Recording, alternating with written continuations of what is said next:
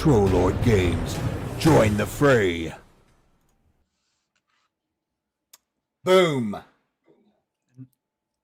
Are we in? Boom. Are we Yes. live, Chuck? There we go. I was waiting for that. Are we live? I was waiting on. It's kind of a tradition at this point. We're live, Chuck. We have arrived.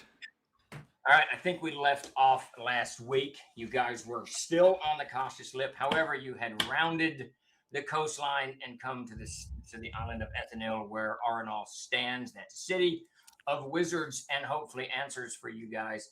The captain had dropped the anchor a few miles off the coast of this tiny little island that sits there, explaining to you all that the wizards will send, I should say the guild leaders will send someone out to question you, talk to you, and find out what your motivations are. Shouldn't be an issue unless you're up to some kind of nefarious deeds or whatnot. So there you sit for a little while. It's probably the sun's just beginning to set when a boat pulls up alongside. Captain pokes his head in y'all's staterooms, Gina's 2 staterooms, and says, actually, they made it out tonight. You might be able to make it onto the island this evening. Looks like they've got a late skiff visiting, so prepare yourselves. And then he heads off to do whatever ship captains do when they're at full anchor. Ship captain stuff. Ship captain stuff. So real quick, let's give a quick character description. And then once the character descriptions are done, you guys kind of decide have a quick conversation, whatever. What are you going to do prepping for this wizard coming on board? Davis, let's start with you. You've got a sheepskin jacket, and it's representative of your... My individuality. My desire for personal freedom. My love My for personal brain. freedom. Yes, I'm wearing a sheepskin jacket, wool breeches, sort of letting his beard grow out and his hair cropped, but he's very well cleaned, shaven, otherwise washed, smells nice and fragrant. Like Nice and lavender. fragrant. Jeremy. That's some My name is bullshit. Tars Tarkus. I'm a 16-foot tall, green-skinned, 4-armed Martian with trumpet ears and enormous yellow tusks. I think you crossed the streams there, Chief. Oh, damn it. Get out of Castle Zygig immediately. My name is Jonic. I'm a human, it says on here. That's good. Leather armor, carries a broadsword and a crossbow. Rather sort of medium-large build, but not like a big hulking brute or anything. Thinks he's the smartest guy in the room. That's true about 40% of the time. All right. Wyatt. Wyatt is 5'8" tall, vaguely sort of Grecian, Italian kind of features with dark, almost blackish hair with gold eyes. He's assembling his various combination of red and silver outfit along with new fancy billowing cape that he is still being a teenager about. And he's just gathering all of his stuff together to get ready to go explain to whoever's coming to talk to us why he's here. There you go. How old is Wyatt? He's like 17. 17. So he is actually quite young. Yeah. Chuck. My character stands about 6'8", very muscular. He's bald. He's got a tattoo on top of his head. He looks like something out of Warhammer 40K. Carries a big piercing axe. He has a holy symbol to Corthane upon his breastplate, as well upon his weapon, and he also has it tattooed upon his head as well. He's a very quiet kind of guy. Doesn't talk a whole lot. Kind of around. He's the local representative for the Corthane organization in this area. The God of Justice. And when we pull up there, and I don't have a tattoo anymore, Savage. I went and got a toupee. So when we pulled up there at the docks there, at the lower part of this massive sea stack and everything, he's just going to simply step out and kind of watch the launch that's going to bring this wizard over or whatever. I'm assuming he's either going to be on a boat or maybe up to the docks, and they're going to have him up a ramp. I don't know how, but I'm going to watch his approach. But the group will notice that I am staring very intently, not only at that person, but also at this Ephesus above us here, this city. And I'm just looking very, very focused right now, more than I have since you guys have known me. And that's it. All right, Grace. I think so. Ren is the fifth and final human of the bunch. She is wrapped in like orange and brown, yellowish kind of robes. She has like a belt of that has like about 10 or so bottles that she has kind of meticulously straightened and tried to like polish them a little bit more. She wears a big floppy hat. And I think that she is in the process of tearing off a piece of like one of her robes, just like a ribbon of fabric, and is wrapping it around like her wrist and up over her palm and between her like thumb and index finger, and tying it off just over her left hand. Okay. You all realize as you're kind of brushing yourselves off a little bit to get prepped for this meeting, whatever it should entail, that you're other than Wyatt, the four of you guys are a little bit, just a little bit weathered because you just did a dungeon crawl underground, a day or so ago. A lot of dirt and whatnot, kind of driven into your clothes and boots and whatnot. A little bit scruffy, not terrible because you did just come off of a 3-month wintering, which I assume you washed your clothes at some point. I know Davis did because he's constantly washing his sheepskin jacket. All right, so Chuck, you notice when you get on a deck to meet this guy, you actually are about 3/4 of a mile away from the island itself. Okay. They dropped anchor there, but you can see from where from your vantage, you can see that the island kind of sticks up about 300 feet, give or take, out of the water. There is a jetty that comes out from the foot of the cliff out into the ocean, and inside that you can see there's a long wharf, a few boats up against that. There's a few small buildings, can't quite make out exactly what they are at that at the end of that wharf, and then steps that crisscross up, very very narrow, steep steps that crisscross their way up to a large wall and an open gate. And faintly from your distance, you can see a small lantern hanging in that gateway. No.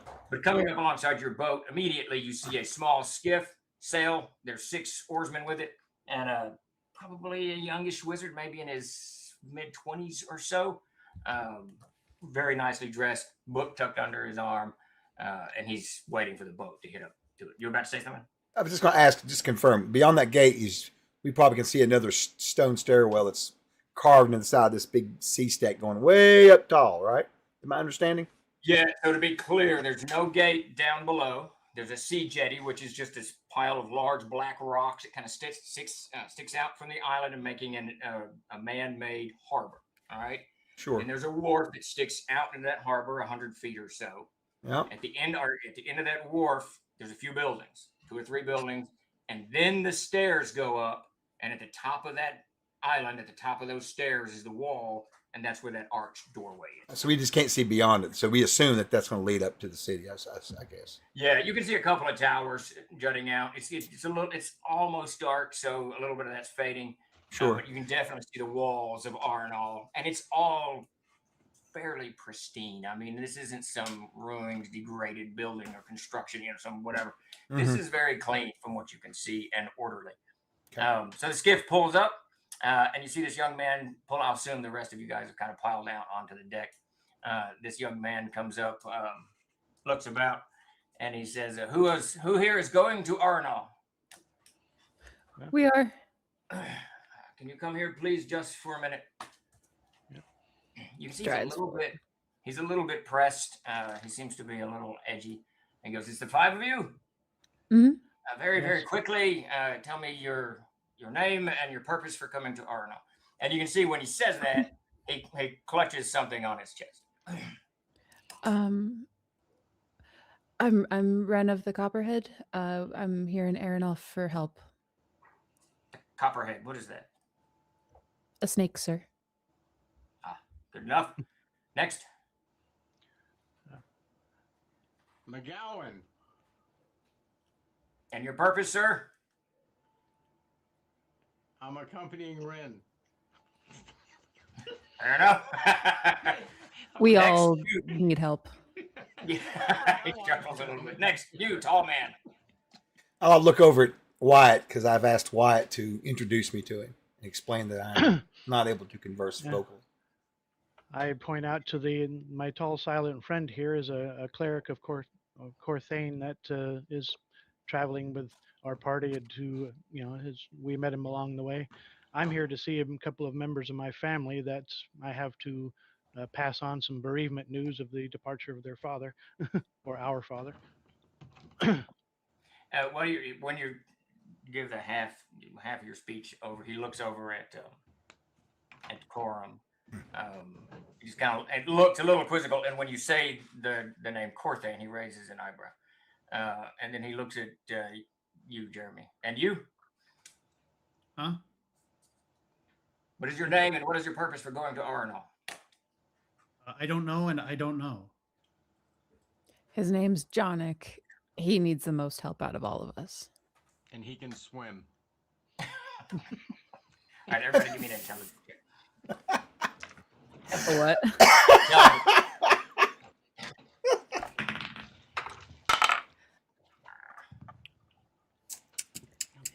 Do we at our level? Please, hopefully. Always. 22 non-prime. 8 non-prime. Okay, Davis. 16 secondary. All right, Chuck. I got what are we 15th level now? No, we're what level are we actually? Oh, we're 4th. Fourth.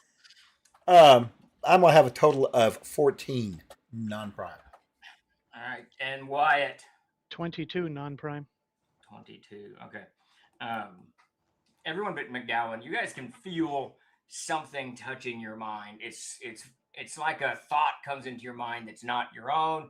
You can just barely feel it. It kind of flutters through whatever and then passes. And then, except with you, Jeremy, it lingers for a moment. And then this young wizard he steps a little bit closer and looks at you a little bit quizzically. And then he turns to you, Ren, and says, was he wounded? We don't know. Buddy, I know how to talk. Well, you did not know your name nor your purpose, so I assumed you were... I'm not a vegetable. You were Just curious. Were you wounded? I don't think. Maybe. I don't know. Our friend Jonick here is just addled. He smiled.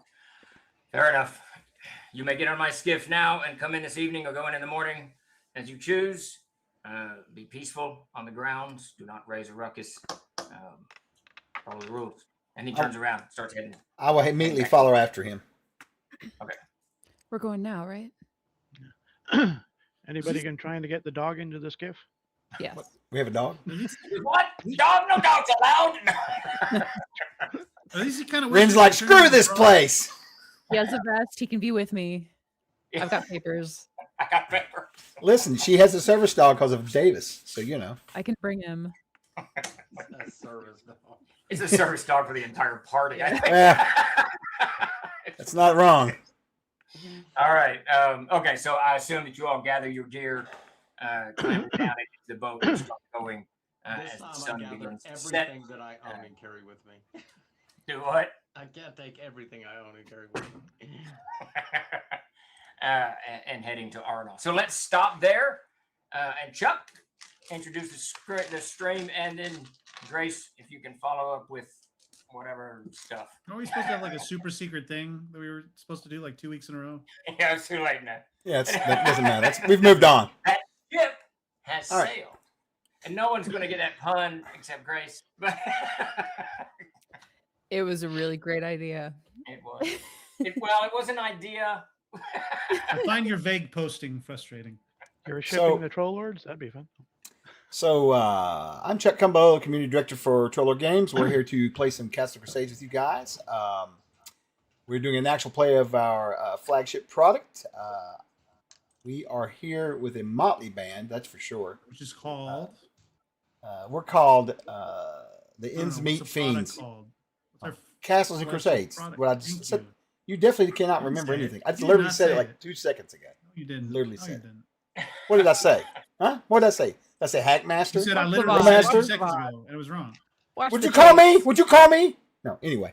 I'll call you worse than that. and you So we're here. Hang out with us. We have a giveaway going on tonight. If you want to come over here to twitch.tv/TrollerGames, you can give us a follow. Exclamation point raffle will get you into the contest for some store codes. And that all said, follow Grace, us on MySpace. explain what we're doing with how they can join us in the game. And no, don't follow us on Aim MySpace. us. Hey, guess what?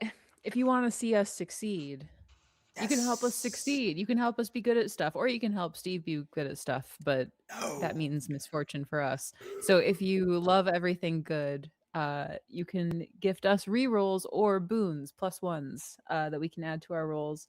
If you want to donate channel points, you can give us a +1. If you want to subscribe or gift a sub, every gifted sub or subscription is 1 reroll.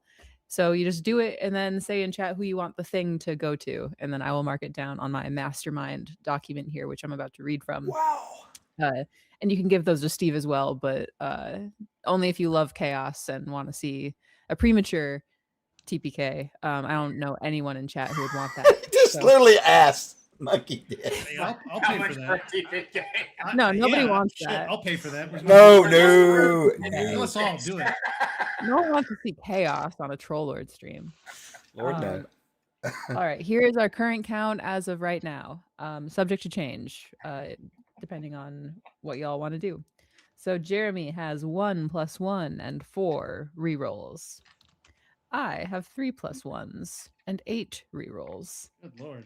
Chuck has 2 +1s and 6 rerolls. Jeez, Chuck, just swimming in them. Peter has 1 +1 and 7 rerolls. Well, that's Davis has 1 +1 and 1, count 'em 1, rerolls. Steve has 2 +1s and 3 rerolls. Hopefully he forgets about them. He always does. So- He's not gonna. Couple more things I want to throw out there real quick before we jet right back in here. Real quick, we do have a crowdfunding game going on right now. If you guys are not familiar with what we do, we make Castle Crusades, which is a medieval fantasy D20 game, sort of like D&D and Call of Cthulhu and other games out there. So the crowdfunding is for our Adventure Spellbook. So if you wanted to check it out, there's a link in the chat. Go check it out, see what you think about it. We at least appreciate a follow on that. And secondly, the Gooch has arrived for the stream, so we can move forward. All right, that's it. That's all I got. Shane, you know the real name of that thing, at least an image file, is a Yeah, Bone Shane. Whisperer.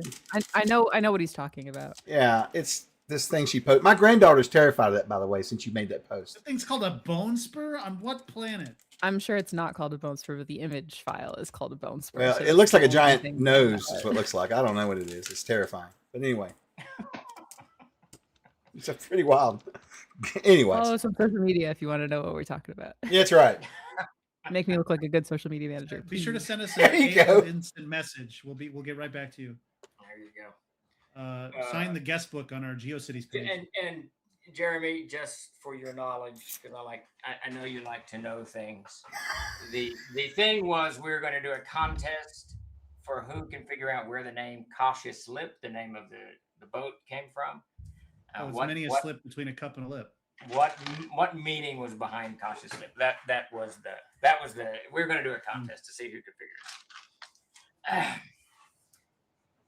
All right, Okay. so If you know it, put it in chat. if you know it, put in chat. There's no contest, but We'll go crazy or All something. right. yeah. We will kill Chuck's character if wait, what? We'll let you kill Again? the character of your choice. Again? Again, that's true.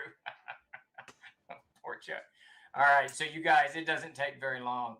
It doesn't take very long to get for the little skiff to go around this jetty and into the harbor and up onto the wharf. There's a couple of boats there. Most everything is quiet at this point. You got a few people kind of moving up and down. But the wizard, once they pull this small skiff up alongside this wharf, the wizard hops out and He pays almost no attention to you guys, and very, very hurriedly moves down the wharf towards the stairs that lead up. You get a better view up here. There's probably a good 6 or so buildings built just between the ocean and the wall of the cliff. In this narrow beach, the wharf comes up to it. You can see a few people kind of milling about. Clearly a tavern there, an open air tavern. But beyond that, you can see 2 very distinctive things, steps that go up, and there's lanterns that kind of hang on the steps, and you can see that there's a chain guardrail that goes up as well to give a little protection. And on the way up, there's 4 resting areas. But there's also some kind of huge mechanical chains hanging down 30 feet away from the steps. To what end, you don't know. Would there have been any? This is a little bit of like a retcon, I guess, but would there have been any time to chat with the mage as we were? Sure, like, I mean it's a good 15 minutes to get over. Ren, I think, would have like kind of piped up from like the potentially awkward silence. Is all well in the city? Aye, all's well. Forgive me for prying as a newcomer. You seem all this anxious. awkward? I seem anxious. If I don't get back soon enough, I'll miss my place at the dinner table. Beset by the deep. Dinner's being served in the mess very soon, and I want to get back to it and eat. Is he telling the truth? Do what? Can I see if he's telling the truth? Make a charisma check. Do you think he's telling the truth? Yeah. For 2. What did you? Or 2? Yeah. You're not even sure if you're telling. She steps back. Apologies. We've been around our fill of people that have been not who they've presented themselves to be. So just wanted to make sure there was no impending crisis of any sort. No crisis in R&R. Just people like yourselves. It's early spring. You're about the first groups coming in. A few more before you. I just want to get back. Can you tell us a tavern to go to where we might get some good food and some? That isn't expensive. Well, there's the Fool's Respite Inn and Tavern. It's just inside the gates over by the library. That's the only place to stay unless you stay. And he points across the waters. You stay here at the wharf, and we call it that. It doesn't really have a name, but they'll put you a bed down there if you want to go up in the morning. But yeah, there's only the Fool's Respite. It's a good place, good food. It's not too expensive. Well apportioned. Do what? We're Well portioned. It's like Lambert's. They throw rolls at you, but here it's rocks. He seems almost, you know how like someone in the New York Public Library is going to be with a 400th question about what. He's like yes, this, that, and the other. You're just passing through for him. He's an apprentice sent to be an errand boy, and he wants to get back to what he's doing. And he's done this like a million times. You know what? Right? I'm going to hit him with a question that he's probably never gotten before.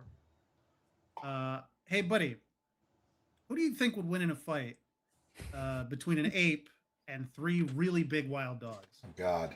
Here we go. It's like work. He looks at you quizzically for a moment, and he says, "You know, it is not surprising that question comes from you."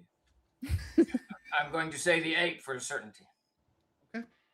How many dogs? How many dogs to make it an even fight, though? You talking 5? What type of dog? What type of dog? That's a good question. These are war dogs, bred to fight. What's the terrain? They're really angry chihuahuas. Ooh. See, because if that's an interesting question, because if there is a tree, I'd have to give it to the ape. So we'd have to find some sort of neutral ground. A swamp. A A marsh. It's bad for everyone. It's a bog. Then I'm going with the ape again. I would say a good dozen dogs to take the ape down. Okay. All right. Glad we could resolve this. Is this the information you were going to Arnall for? Yeah, so we Oh my God. So we had a bet. We got on the wrong side of a Jin, and we had to debate this point with him for him to release our souls, and he was unconvinced. And so cosmically, he's like, objectively, you are wrong. And so now we're. And this guy's speaking words. This guy's read his mind, so he's like, sure. His spell, you can tell his spell's still going, Jeremy.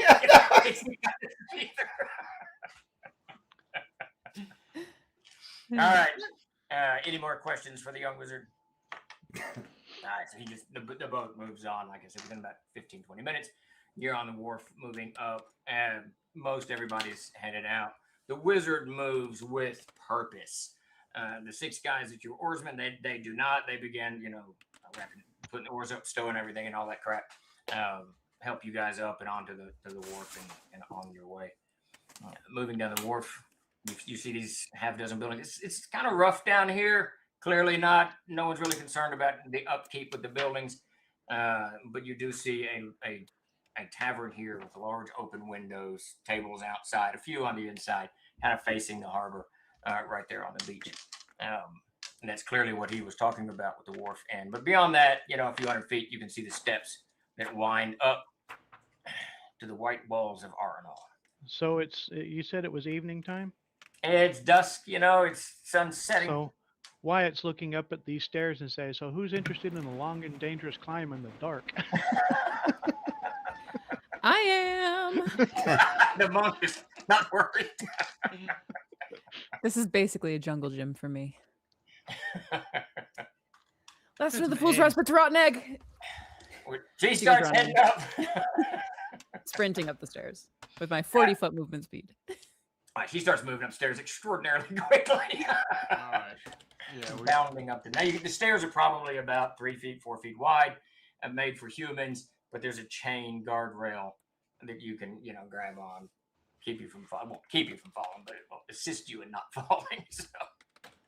Is it like a switchback step? Yes, it goes up, and just crawls its way up this cliff. It's relatively steep, and you can just looking at it, you can tell why there's rest areas every 60 feet or so. Well, I'm clanking my way up there, at least not quickly as she is, but All right, so you all start moving your way up. It doesn't take, very long. By the time you get to the top, your legs are tired, you're winded. Grace, you a little bit less so than the others when you get to the top. No one else does not do what, Dave? How far up is it? About 300 feet, so give or take. Okay. No one else was going up the stairs except that wizard. Grace, you leave him behind. He can't quite keep up with you. He's probably he does manage to beat the rest of you with all your gear and goobly-goop. When you get to the top, you see a very large, very thick wall. The stairs end in this open archway. There is no gate here, and it's probably 20 feet thick. 20 feet. Words are failing me tonight. The wall is 20 feet thick. I hawk her a loogie down the wall. And there you go. And there's one lamp hanging from the center of this interior arch as you pass through.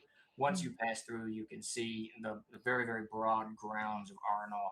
The wall goes to your left and right all the way and out into the dusk, and you can't see it. Over to your right, you see this large rectangular building with 4 huge towers. The walls themselves, what are they, 60 feet, Pete? Is that how tall these walls are?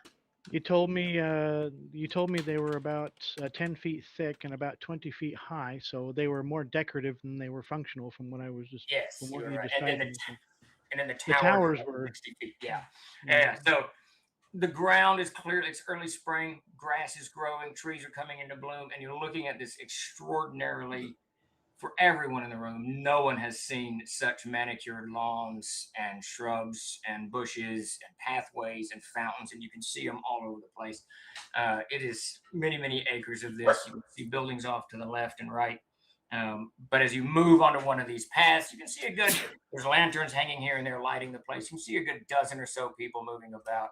It doesn't take you but a few seconds to see off to your right, next to that large rectangular building with the 4 towers on each corner of it. You see this large tavern. Lights are on. It's 4 stories, all made of stone. Latticed archwork around the windows and whatnot. Doors are open. You can hear some music coming out, not super loud, but there's music coming out. People kind of milling about it, and clearly the sounds of, the jabbering noise of people in a tavern. Well, one thing Sounds like is it. definitely for certain. I would hate to be a porter on this island. Hate to be a what? A porter.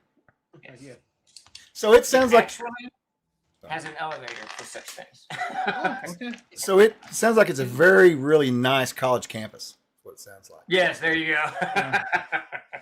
To the first person who like emerges from the stairs, Ren will just kind of say, her eyes not leaving the sight ahead. Are those really plants? Huh? It's like It's a The they don't bush. look they don't look real. They cut him that way. How do they keep every day? Prolonged torture. It's a long, nice We suck the garden fun out room. of everything.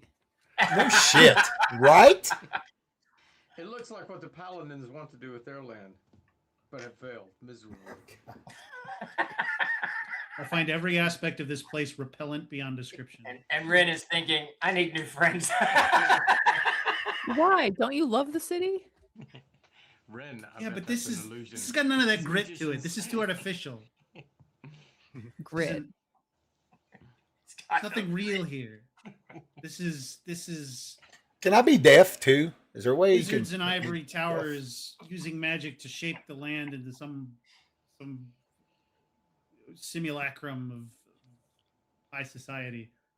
Well, as Wyatt starts tanking off towards the end, he says, "I don't know about anybody else, but I find this place quite wizard," and keeps walking. There you go. He's going to get something to eat and drink. I will assume you guys make your way to the tavern. Yeah. When you get in there, it's wait, pretty packed. How spread out are the buildings? They're very spread out. There's grounds all over the place. You can Like a see there's campus. three. It's like 80 acres, Davis. So it's A new Yeah, subscriber. it's such large Prepare areas, for and there's three battle. large buildings. The rectangular building that I mentioned with the 4 towers on either side of it, and then you see 2 other ones, a very huge domed building. But even those are all kind of sprawled out. And you can see that these pathways lead to. There's just smaller buildings, larger buildings, the bathhouse. There's all kinds of stuff here. And it's very well cleaned, manicured, and all of the construction seems relatively new. Of course. I got some serious abjuration up in this bitch up in here, man. Everything's protected and It is very kept, nice. yeah, as it should be. Wait, did I see a bathhouse? probably in the inn, I imagine. Yes, you do see a bathhouse across the grounds, an open air bathhouse with columns. But wizards like to live, you know. They got all this money. They probably got a hot spring in here, man. If you guys had money or a wizard, you might know. We're made of money, sir. I've got a lot of money. You got a lot No, of you- money. You work your way over to the Fool's Respite. Like I said, it's a 4-story building, pretty large.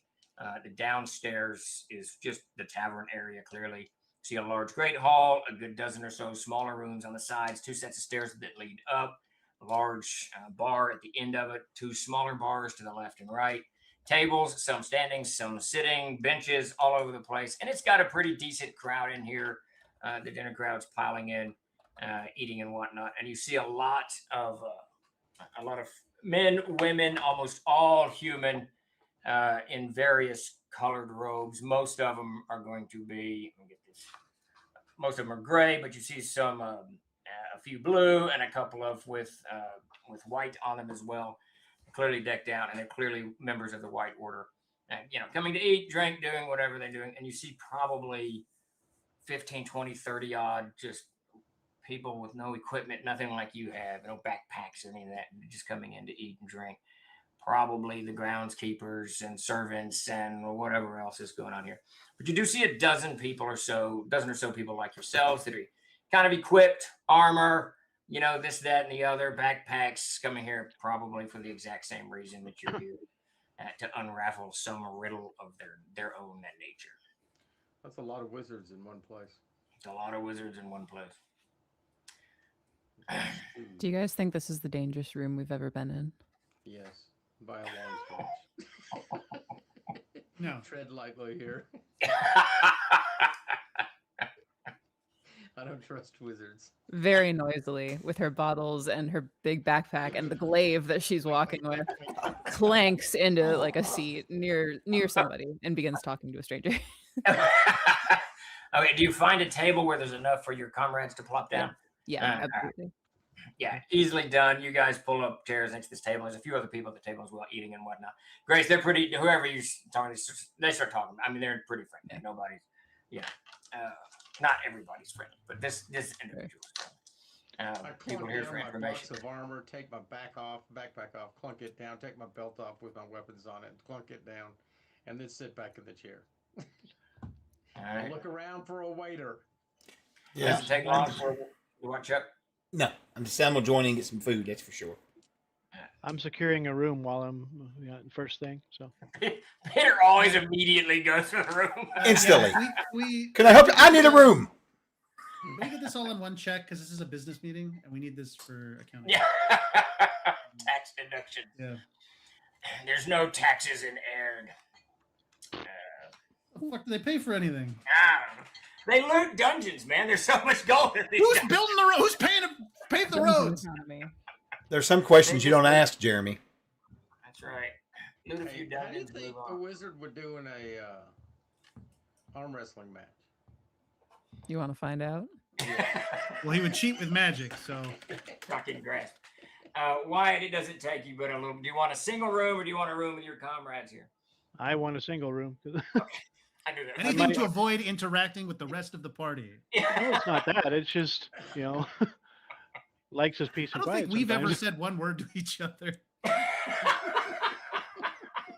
We've been traveling for a year now. He knows how you treat your friends. It's a gold piece of night, Wyatt. Yeah. How Well, he many may- nights do you want to get a room for? I'm not sure how long we're going to be here, so that's probably one of the things we're going to sit and talk about. So, but So you just pay it, you just secure it for the night then. yeah, for now. Okay, that's a gold piece. Waiter comes over. Take you all want the simple fare. Or do you want a little bit more? Simple fare is fruits, fish, and some bread. What do you recommend? I'm looking for meat. I'm asking Potatoes. the waiter. Yeah, he goes. I recommend whatever you want to eat. We got roasted pig. You can do that or fish. Fish food. Bad sign. Thank you. Do pig. Pig's fine. All right, Well, 5 fish- store pieces for the normal. I 7 want- for if you I want. want If the you want roasted real pig. meat, Yes. which is everything. beef, that's 7. Anything else is 5. I want top of the line. The real meat platter times 2. There you go. There's no, not a chicken is meat, but there's no chicken or fish on that meat platter, As it should be. as it should. I think you're out yourself. It's rat, crab, David, Whoa, easy. antelope. Davis, you've always wanted to write the customs of Aird. In the food pyramid in Aird, chicken and fish is not a meat; it's a vegetable. And no one is surprised that knows the creator of Aird. Yeah. Cholesterol reaches record high in the world. Heart attacks, the #1 cause of death. Lots of heart disease in Aird. So I'm gonna basically have what Davis is having, what McGowan's having. That's what I want, a big hearty meal. Just knock off for your beer and your big hearty meal, a couple of beers, just knock off a gold piece, and that gives you a mountain of food with some Okay. sweets at the end of it, and a couple of large mugs of beer. It's A hell all of a very deal. good fare. You guys are fed quickly. Within 15, 20 minutes, you've got food in front of you all. Place is filling up a little bit, and it's getting that kind of nonstop buzz. You know how bars and restaurants will get as people are Murmur. yammering on. So, what do y'all do? So Slit the nearest throat. do we still have to glue Davis back together, or have we already covered all that? Huh? He's My got arm some. was all mangled and ripped up and shredded down to the bone. That He's didn't currently at 4 hit They points. they stitched it. Yeah, it did. I had to Crazy. No, wrap it didn't. and strap it to myself. No, They stitched it on the boat. I remember that. Yeah. We stitched it, but I don't know if we did any kind of restorative to put him all the way back together where he has a functional arm again. it's got a needle and some string. That's pretty restorative. I don't know. That's up to you. I talked to the goober in the booth with us and say, "Hey, buddy, what's there to do around here?" Oh my god. What the hell? Oh my god. He looks over. He looks over at you. He's an older fellow with large hands, large shoulders, and he squints at you and goes, "Well, what are you looking? What are you doing here?" I don't know. Hey, what do you mean you don't know? You arrived at an island that you have to have permission to get into. I got on a boat. They said you need to get in the boat. I got in the boat. I sat on the boat. We got attacked by some demons. Long story. Then I got off the boat, and then they asked me some questions, and now I'm here. Why did you get on the boat in the first place? I don't know, because I'm a slave to the whims of others. Well, then I recommend that you be the slave to the whim of these people at the table. Wait a minute. I've got a quest for you. We can start it first thing in the morning. Okay. Let's hear it first. Meet me over by the marbled hall. I'll get you something. I'll get you purpose. I'll get you real purpose. Do it. You should do it. You love having purpose. I like to know what I'm signing up for as well. Oh, just meet me there. I'll be good. It can't be that dangerous. Come on, mystery is like your thing. I'm not worried about danger. I'm worried about manual labor. Something worse, far worse. This guy's gonna be like, I need you to dig me a ditch. I'm gonna Stuff in nightmares. Probably going to help you with your reflexes and. We gotta move the outhouses. Come on. Oh my God! All the porta potties have to be moved. Davis, you remember Dad's outhouse story, dragging it in the sun? Yes. I'll save that for the end of stream. You know what? Sure, yeah, I'll meet you first thing in the morning. Good deal. He claps you on the back, and you can hear it when he claps you on the back. It's the dude's strong. I mean, it's you feel it. He's stout.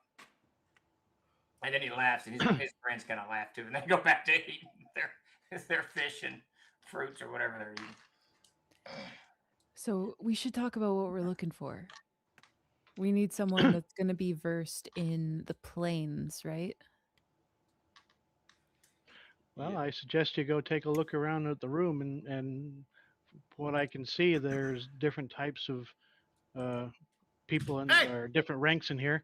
Anybody here know might about have some planes? No one pays any attention.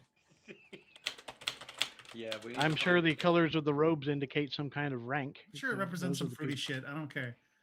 Yeah, well, that's what I'm explaining to Ren. Yeah, we need to find someone who knows about death, really, and how to get to the wretched plains if we have to go there. Or how to maybe a cleric of some sort who can help free trapped souls.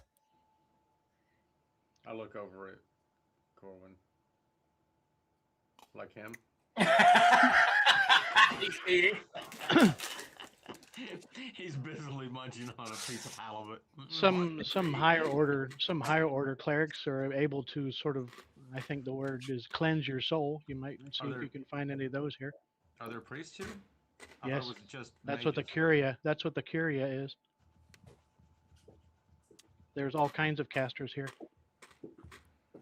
When's the last time you were here? Oh, my siblings are here. They wrote me letters. Have you ever been here before? No, I just came here to see them. Wait, you have siblings here? Yeah. He said this before. I guess I was drunk. What else is new? Chuck, let's just assume that you what do your can. siblings do? Just They're speak very normally. young and they're very young and very talented wizards, both of them. We had to send them here because my sister kept kind of blowing up the local town. So maybe we. She needed to learn some control before she killed somebody. Oh, I thought maybe she was evil or something. Just running around destroying people. Oh, you have a chaotic evil sibling. Okay. No, she just got a thing for fire. Oh, and ours. Great. Maybe we should ask his brother and sister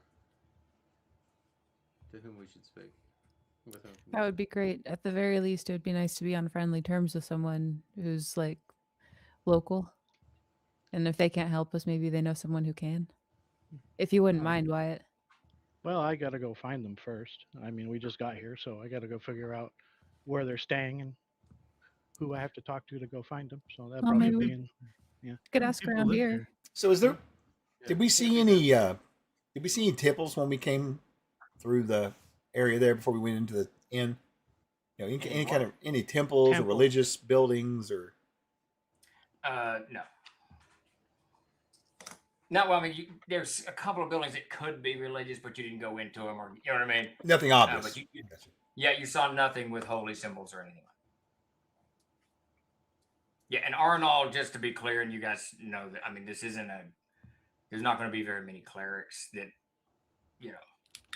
druids and whatnot. This is an exclusive wizard place. Our illusionists, our rune marks. They're classist. Arcana. That was a clever pun, David. It's a clever pun. Actually, it's that building that looks like the Pantheon. The domed one. I think we should get a room for the night. That is the Curia. Drink and eat and decide what it is exactly we want to dissever from these people. What information we got to give them? I don't trust, and I whisper this on, I don't trust them. Why? They're wizards. What does that matter? I'm So far, wizards have only helped us. Oh yeah. Well, except for the one who. It's paladins I hate. Get your notebook out. Who do I hate? I got a list here, Ren. Tough to keep them straight. All right. Well, so it sounds like we're gonna spend the night here, and then in the morning look for Wyatt's siblings. Yeah, I think that's Sounds the like it. plan. Yeah, we need And then somebody to. Mhm. Link us up to someone that we could speak to. And I'm sorry, Wyatt, about your dad. Oh, well, Sorry that's to one of the hear. reasons why I had to leave home, because the he is a sort of my dad was sort of shanghaied by the paladins into one of their silly wars and didn't have much of a choice. And the only thing I got back from him was parts of his armor and his sword. And I didn't take it too well, so I punched the guy out who brought the news. So I had to leave home for a while. Well, you got a story now too. So It'll last longer. I look around a little quick. Is anyone listening to us, watching us, or anything like that? I just glanced. No one's really paying that much attention. They're all eating, drinking, and the noise is such that you're not going to carry very far. So it doesn't. No one seems to carry. Ren, my concern, Ren, is that they may think we're cursed, having visions. We are cursed. That's what we're here for. Shouldn't we be upfront about it? Steve, no, we're cursed the one way. While they're chatting it up, I'm going to go up and get a refill on my second drink, but I'm going to inquire as to any religious facilities around here. From the barkeep or the inn master or whoever's running this place. The Curia has a small temple to Toth, but that's it. All right, thanks. All right. To Toth, you say? There's the god of knowledge. That makes So sense. Yes, I'm looking around the room while I'm talking, but I'm trying to correlate the age of various people in this room with what they're wearing. Gray is younger. Blue is slightly older, and then the blue with the white is even older than that. I'm deducing, is basically trying to figure out rank versus age here and what they're wearing. Just look at the number of pips on their lapel. That's usually. Well, I mean, that's a good question. What's it indicating? Is it indicating their age or indicating their level of power or rank? That's a good question. Well, that's what I was thinking at the robes. See, yeah, because that's what I'm looking at. Well, someone young could not necessarily still be powerful. You know what I mean? So. Yeah. It's possible. I'll go up to somebody and ask. Yes, the wizards. Yeah, any gray robed person that looks friendly. They all look a little. I mean, I don't want to belabor this description because it mortifies me to compare it. But like people in college, they got all these studies, all these things that they're doing, all this useless knowledge. They're all in their own little worlds, I guess, right? Studying. And and you quickly, whoever you starts talking to, he's pretty friendly individual, and he turns around and he starts pointing out, and he says, if you look at Everyone wears an alb, the gray alb with no sleeves. Those are the acolytes, the ones who have just joined. Those with gray with sleeves are somewhat more experienced. They are called wards. The first are called tokens. Then there's wards. Then there's the candidate. That's a gray alb with sleeves and he points over.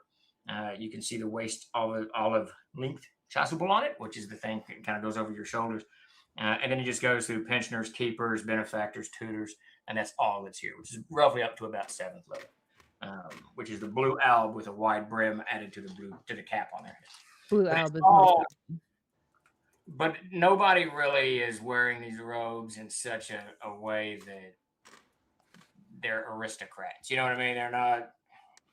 The guy spills some beer on it, and he's like, yeah. I wonder if these people like to party. If they're in school, they might like to. Well, I mean, it's this isn't an aristocracy. These robes that they're wearing are. It just designates where they are in the hierarchy of the White Order. They obviously did not go to a guild hall like my grandfather did that had certain rules against the licentious behavior. Wizards have an extraordinarily high mortality rate, so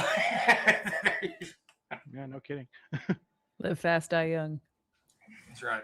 So gray albs with no sleeves have just joined, and they're called tokens. Yes.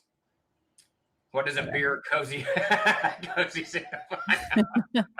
Joy? I'm not sure. Happiness. Release of inhibitions. All right. In your skin. So have you all discerned any kind of plan, made any kind of plan on what you're going to do? What are we doing? Yes. We're going to spend the night here, and then we're going to go find Wyatt's siblings in the morning and see if they can help us or find someone who can help us. I'm going to suggest that Wyatt wander around the bar and interact with other living things and see if he can find where his brother and sister are this evening. Well, that's why he was trying to figure out everybody's ranks, but he's not really one to jump in things in the middle of things. That's why you got Ren. She's Hey, my buddy Wyatt's over here.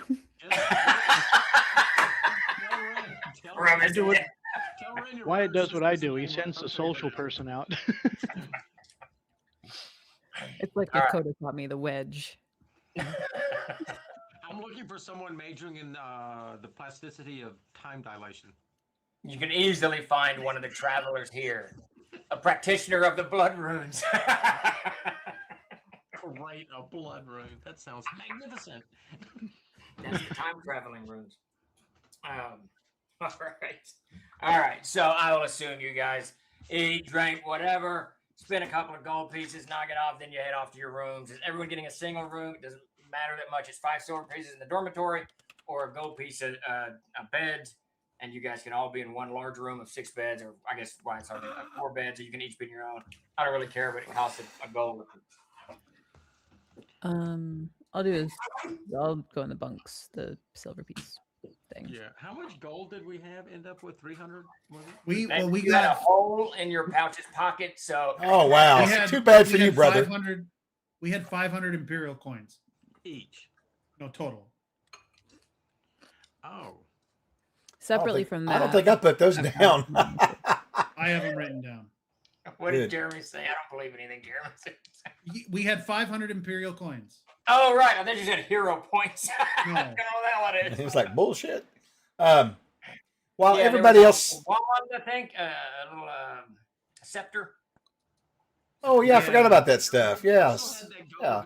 John It had a unicorn horn on the tip. No, I'm talking about the gold. Remember the gold I scraped off the wall? That was forever ago. That was 16 trillion years ago. He said that was 37 gold pieces. Actually, I remember.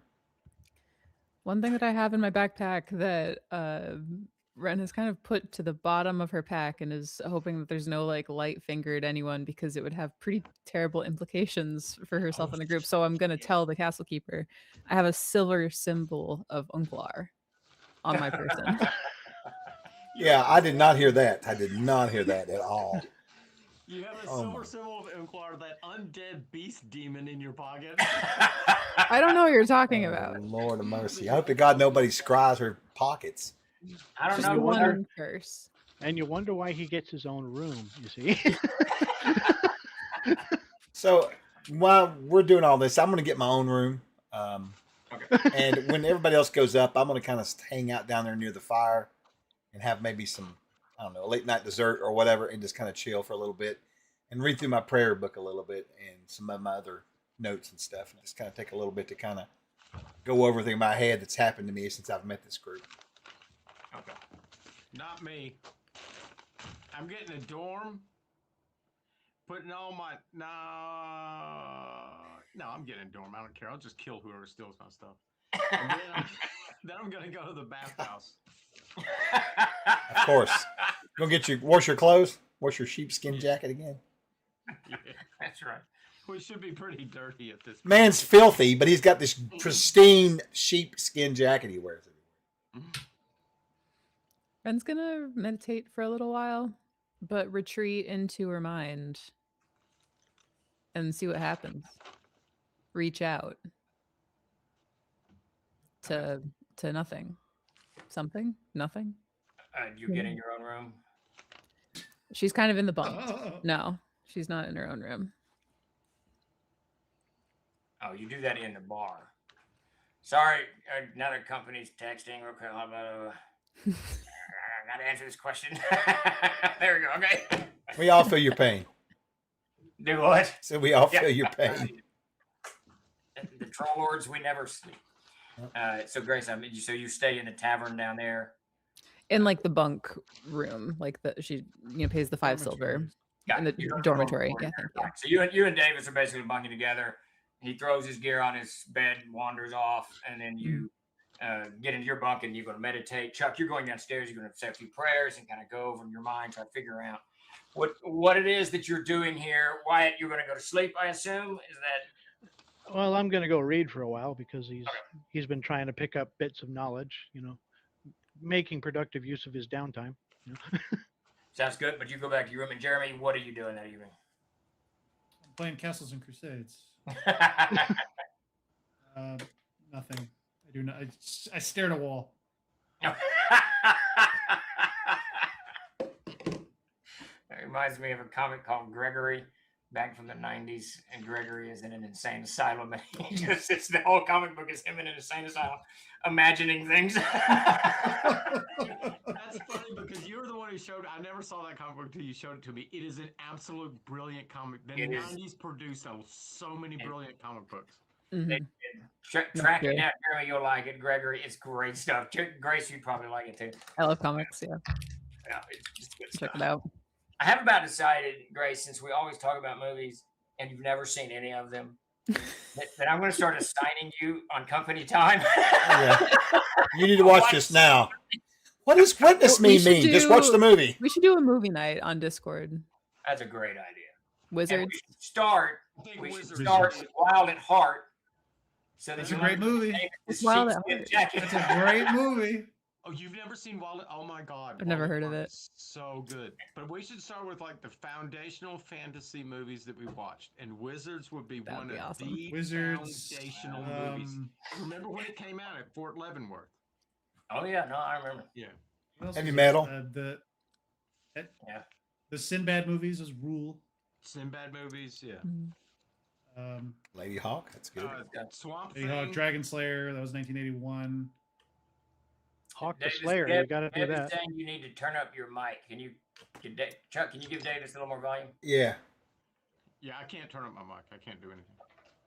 I'm trying to get Wilson up there to help you out. And I may be up there to help you for what that's worth. I'm not sure that's worth. Yeah, I still had him turned down for the fan, but it's not on right now. And we got about another hour before it shows up. Must see for cheesy movies. You got to watch that. It's the one where the guy's dressed like Han Solo on the cover. It's so bad. It's so bad. It's good. It's one of Wizards use bouncy balls and silly string. I need to talk to the party for a second. Look, I think we have more than like 100 gold pieces each. I think. Oh, we definitely do. Yeah, we changed it in for like 1,000 gold pieces. Yeah, I've got plenty of gold. I got a lot. I got like 328 gold. Yeah, I've that's right. Okay, that's the number. Okay. All right. Davis, you wander over to the bathhouse, and it's built up along the southern wall, not actually far from the library. There's a few people in there. There are several bathing pools and a few open saunas. And you can see that this building actually is built against the wall itself, and it juts out. There's a portion of it that juts out off of the island. And when you walk on that, you're basically on this kind of portico, this porch or veranda that overlooks the ocean below. It is a completely clear night. There's no clouds anywhere, stars up and everywhere, so you can see the ocean for many, many, many miles. Off to your right, you can just see the faint glow of the Wharf Tavern and whatnot. And you're relatively certain that some of the lights out off to your right, too, is the Cautious Slip and a couple of other ships that have clearly anchored since you guys have come on deck on the island. Okay. All right. Well, I bathe in there. There's people in there too. Yeah, there's probably a dozen people in here, so. Okay. I'll bathe alone first, but after bed, I'm gonna try to strike up a conversation, just random, like. Don't be one of those guys, please. Yes, I'm gonna be a small talker. There's nothing worse. I do not believe that. Especially in a fucking sauna. Yeah, right? Than the dude who's like, I don't need the towel. Hey, how you doing? He's probably just wanting to talk about whatever comes up first. Like not a big elderly deal. men in locker rooms, they're like, yeah, no, I gotta comb my 4 hairs. Hold on. Jesus. All right. Hell. It's utter hell. Wait, Unless one of Jimmy, you all. what are you doing in small enclosed spaces with elderly men without? Any locker room, any men's locker room is like that.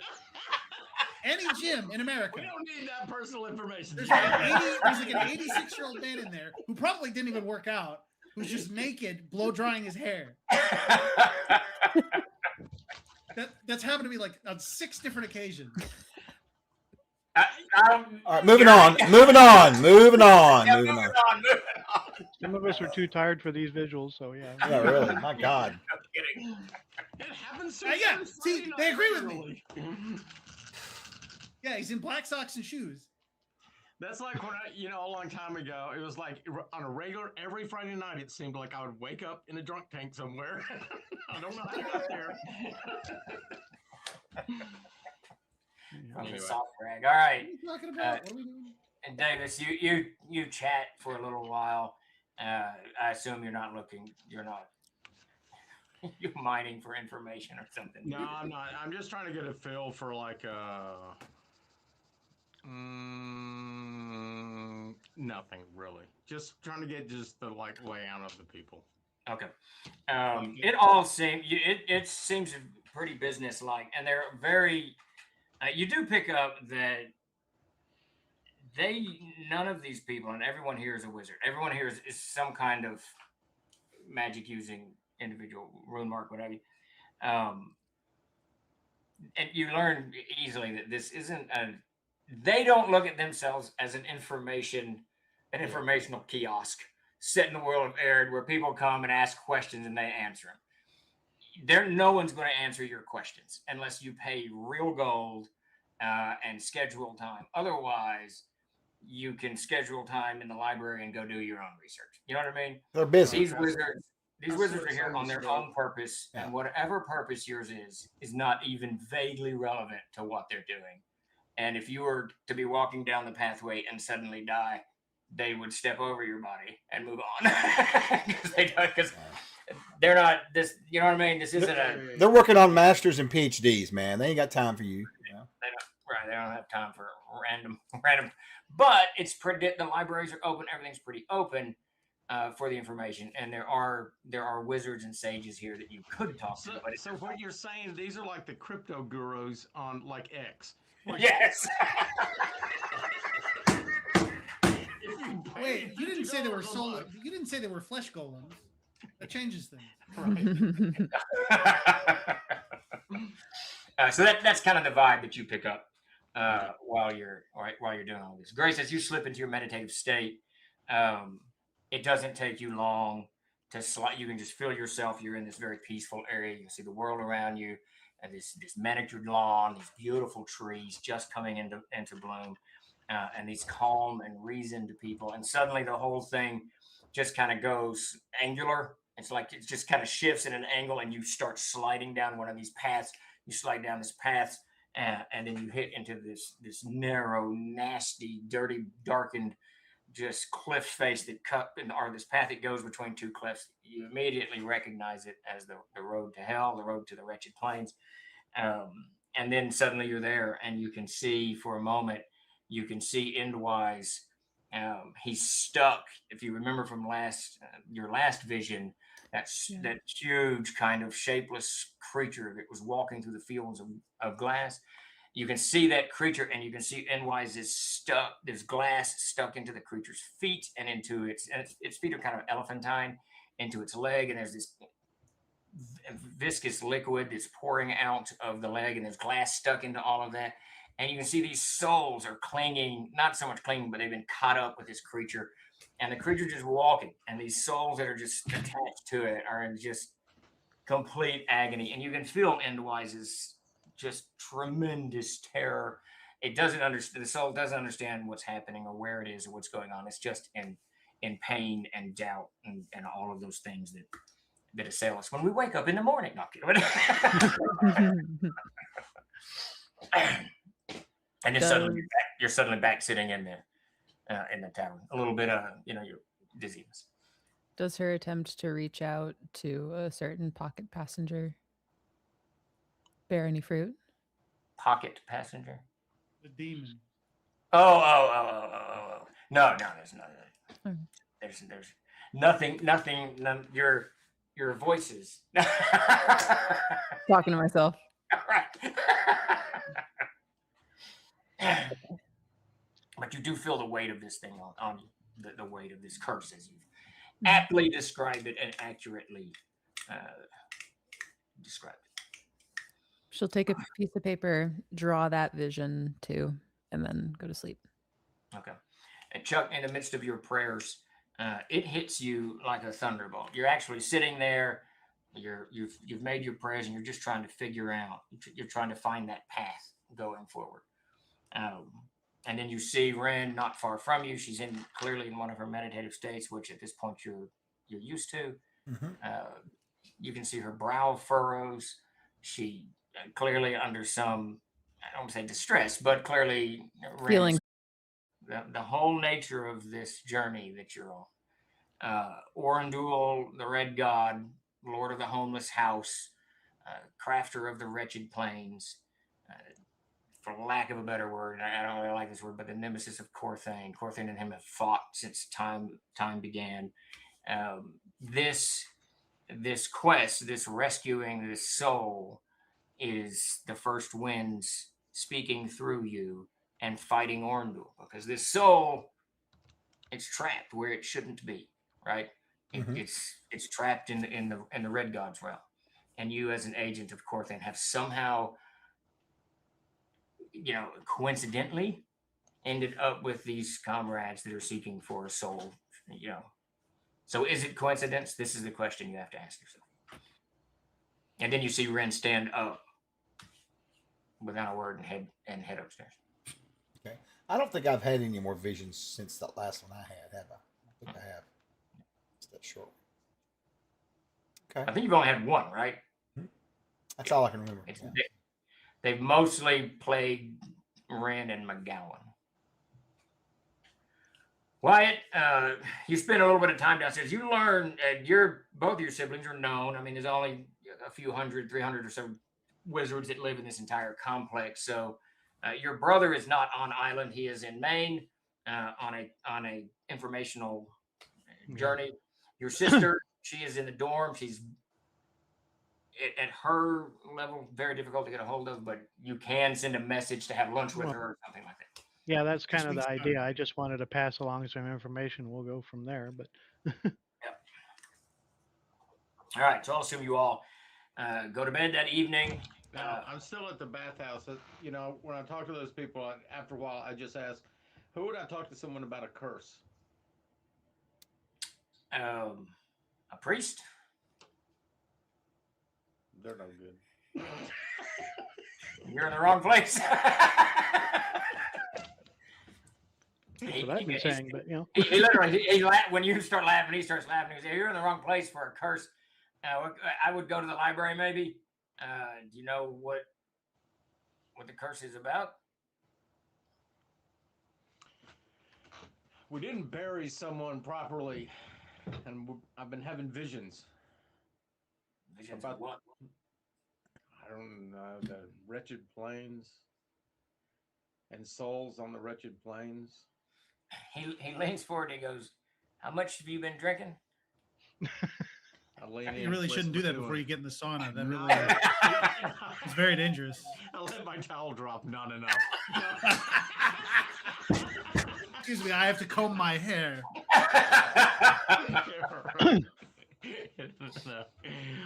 uh, yeah, apparently not enough. Yeah. All right. he just chuckles. Damn priest. He goes, I don't know. There's a few people here you probably could talk to, but maybe the library give you some information. This is twice now we've heard to go to the library. So Yeah. I think we should probably go to the library. That's not going to work for me. I'm illiterate. So Davis can't read. Well, that's fair.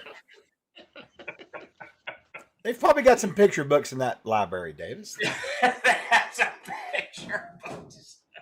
They animate too because they're all magical and stuff. So they just It's an elephant dancing around with a ball. It's great. You'd love it. Davis, when you guys get there, they'll give you some crayons and a small coloring book. oh wait, Red ones I are could go to really school tasty. here. All right. I assume everybody hits the hay at some point. Yeah. Beds down by morning. Finds you guys downstairs.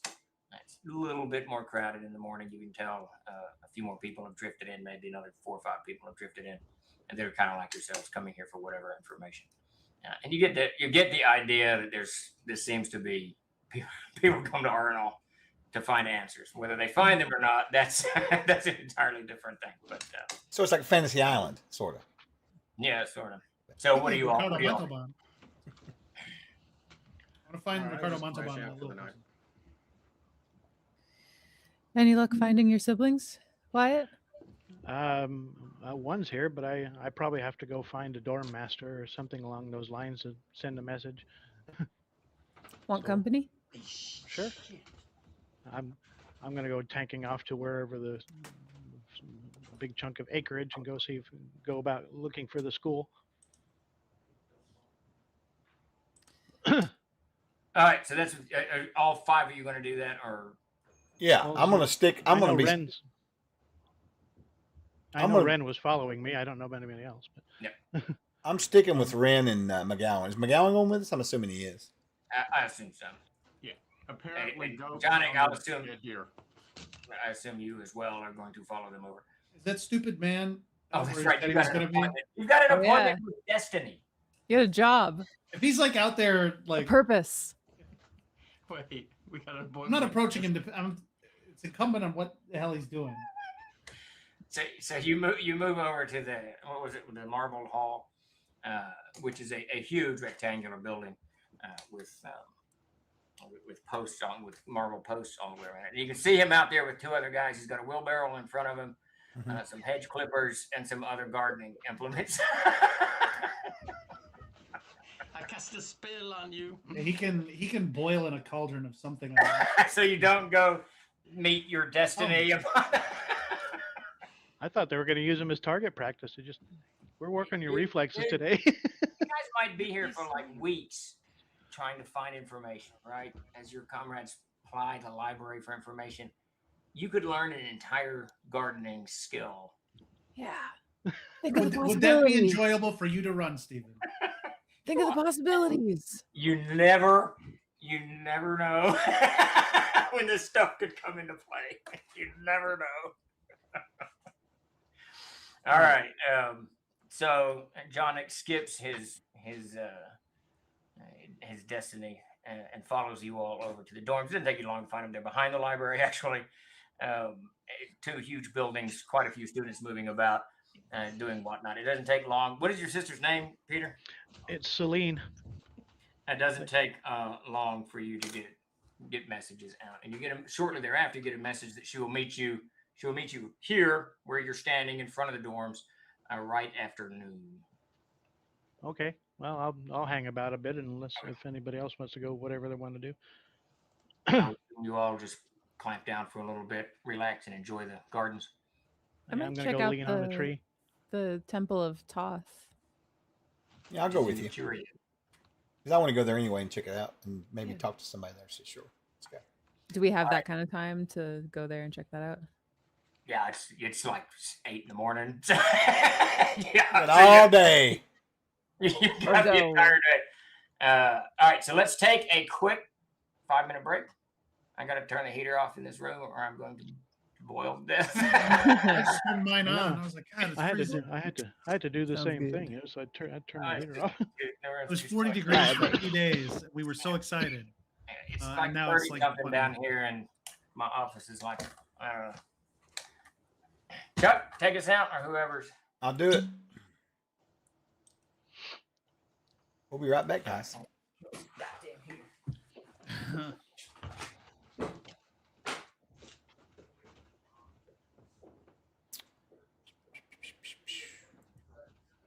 We're still on.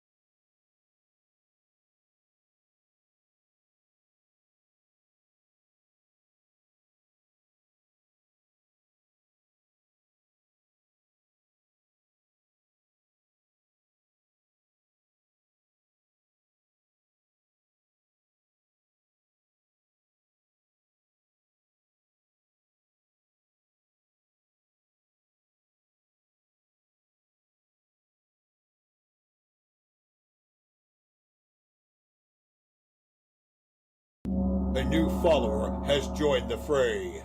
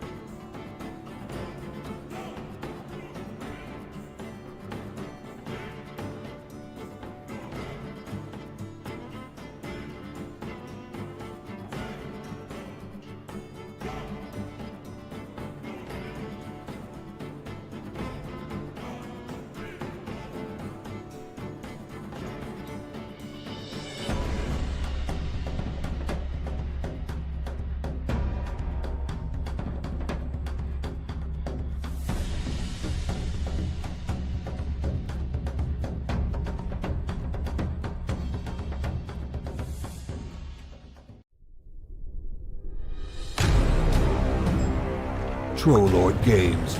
Join the fray. Quietly drawing a giant clam. And here we are. We are back. We have returned. We've arrived.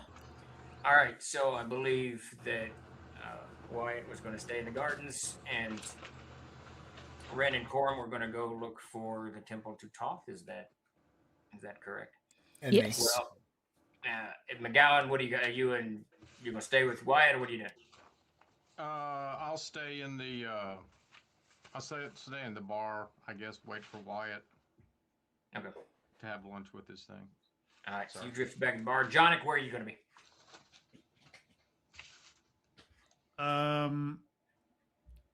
There's clippers in your future. No.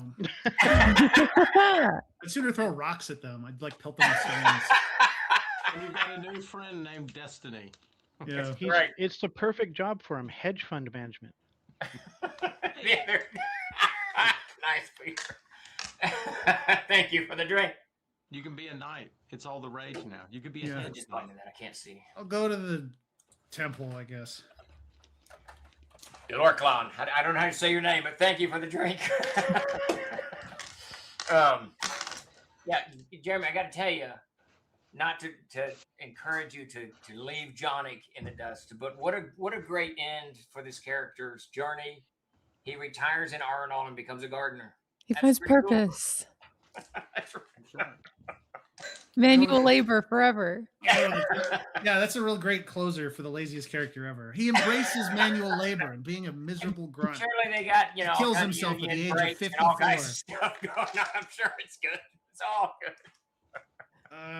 I go to the temple. All right, so the three of you all drift. You have to ask directions a little bit. Doesn't take you long. The Temple of Toth is not in the Curia, as the one guy indicated. It's actually in. All roads lead to the library. When you start going towards the library, you can see that the library is this large rectangular stone building, 3 floors high. On each corner of the building are these very, very large, very thin towers. 2 of them are open at the top. 2 of them have roofs. And you have been informed that one of those towers is the Tower of Toth, and there's a temple to Toth at the very top of it. You should be able to go. As you approach the library, you can see that none of those 4 towers are actually attached to the library on the ground level. There's a buttress between the tower itself and the 3rd floor of the library. So you have to enter the library, wind your way up to whatever, to the gate or to the door that leads to the buttress, and then across the buttress and into the actual tower itself. So as you approach the library, very, very large stone steps lead up to double doors. When you enter into it, the first thing you see is a large entryway, and there's about a dozen or so very young, probably 15 to 20 something people sitting around, not doing a lot. They're just kind of sitting there. They're not in any kind of gray robes or anything. And then there's an older woman there sitting behind a desk. And as you enter beyond her, on to the right of her is another set of doors that lead in, and you can see beyond. The doors are open. You can see the stacks. You can see these books and bookshelves and just a copy of mess beyond that door. But she looks up and she says, "Can I help you?" We were looking for the Temple of Toth. Then she turns around and she just shouts a name, and this kid stands up. She says, Galen, come here. Take them to the Temple of Toth. Do not give them permission to use the stacks without paying. And then she goes back to her paperwork. And this young kid, he's probably 15, 16, hops up, comes over, and he bows a little bit. Still, it's a little bit awkward. He can't tell, if you're royalty or whatever. He doesn't know what you I are. bow back. Okay. He bows again. He's still a little confused. He doesn't know what's Every time he happening. bows, I bow. This goes on for a while. Yeah, right. This is Europe, not Japan. He says, "My name is Galen. I can take you to the temple. Follow me, please." Thank you. And then he moves with a pretty quick step.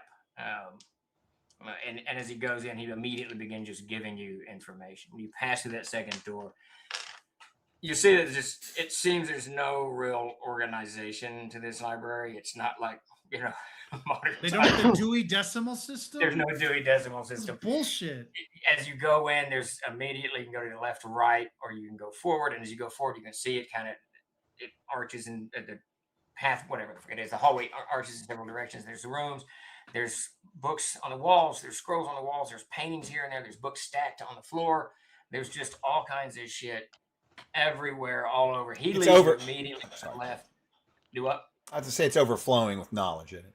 Yeah, and it doesn't seem like there's a lot of order to it. You do see chairs everywhere, some of them well worn, some of them new. You see little standing desks, some places to sit down. There's waste baskets, quills, there's ink, there's all kinds. It's just this cacophony in here. No one really has sat down and made this a nice, orderly, Too busy. universe. He it's like the TLG.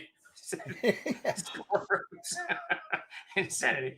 He weaves you through a couple of corridors and into a very, very narrow doorway. And he goes, "This is a very steep stairs. Goes up about 60 feet. Follow me, please." And as you enter in it, I mean, it's just a few feet across. And then he starts going up this very, very narrow stone steps. Chuck, you're kind of a big fella, so it's a little bit hard to navigate. Sure. And I assume you don't have your armor and all of that. Oh no, I'm probably just wearing clothing at this point right now. Okay. That'd be That would disrespectful. Probably fairly safe in this Guild of Wizards. Yeah, I mean, walking with the full armor on, weapons out, no. Yeah. Oh, going Well, on. I'm actually enjoying the break, to be honest with you. Yeah, I'm enjoying the break. I don't have to not dress up. I've probably got some sort of like holy symbol hanging across, typically hanging out loose, and I'm just kind of having a casual walk.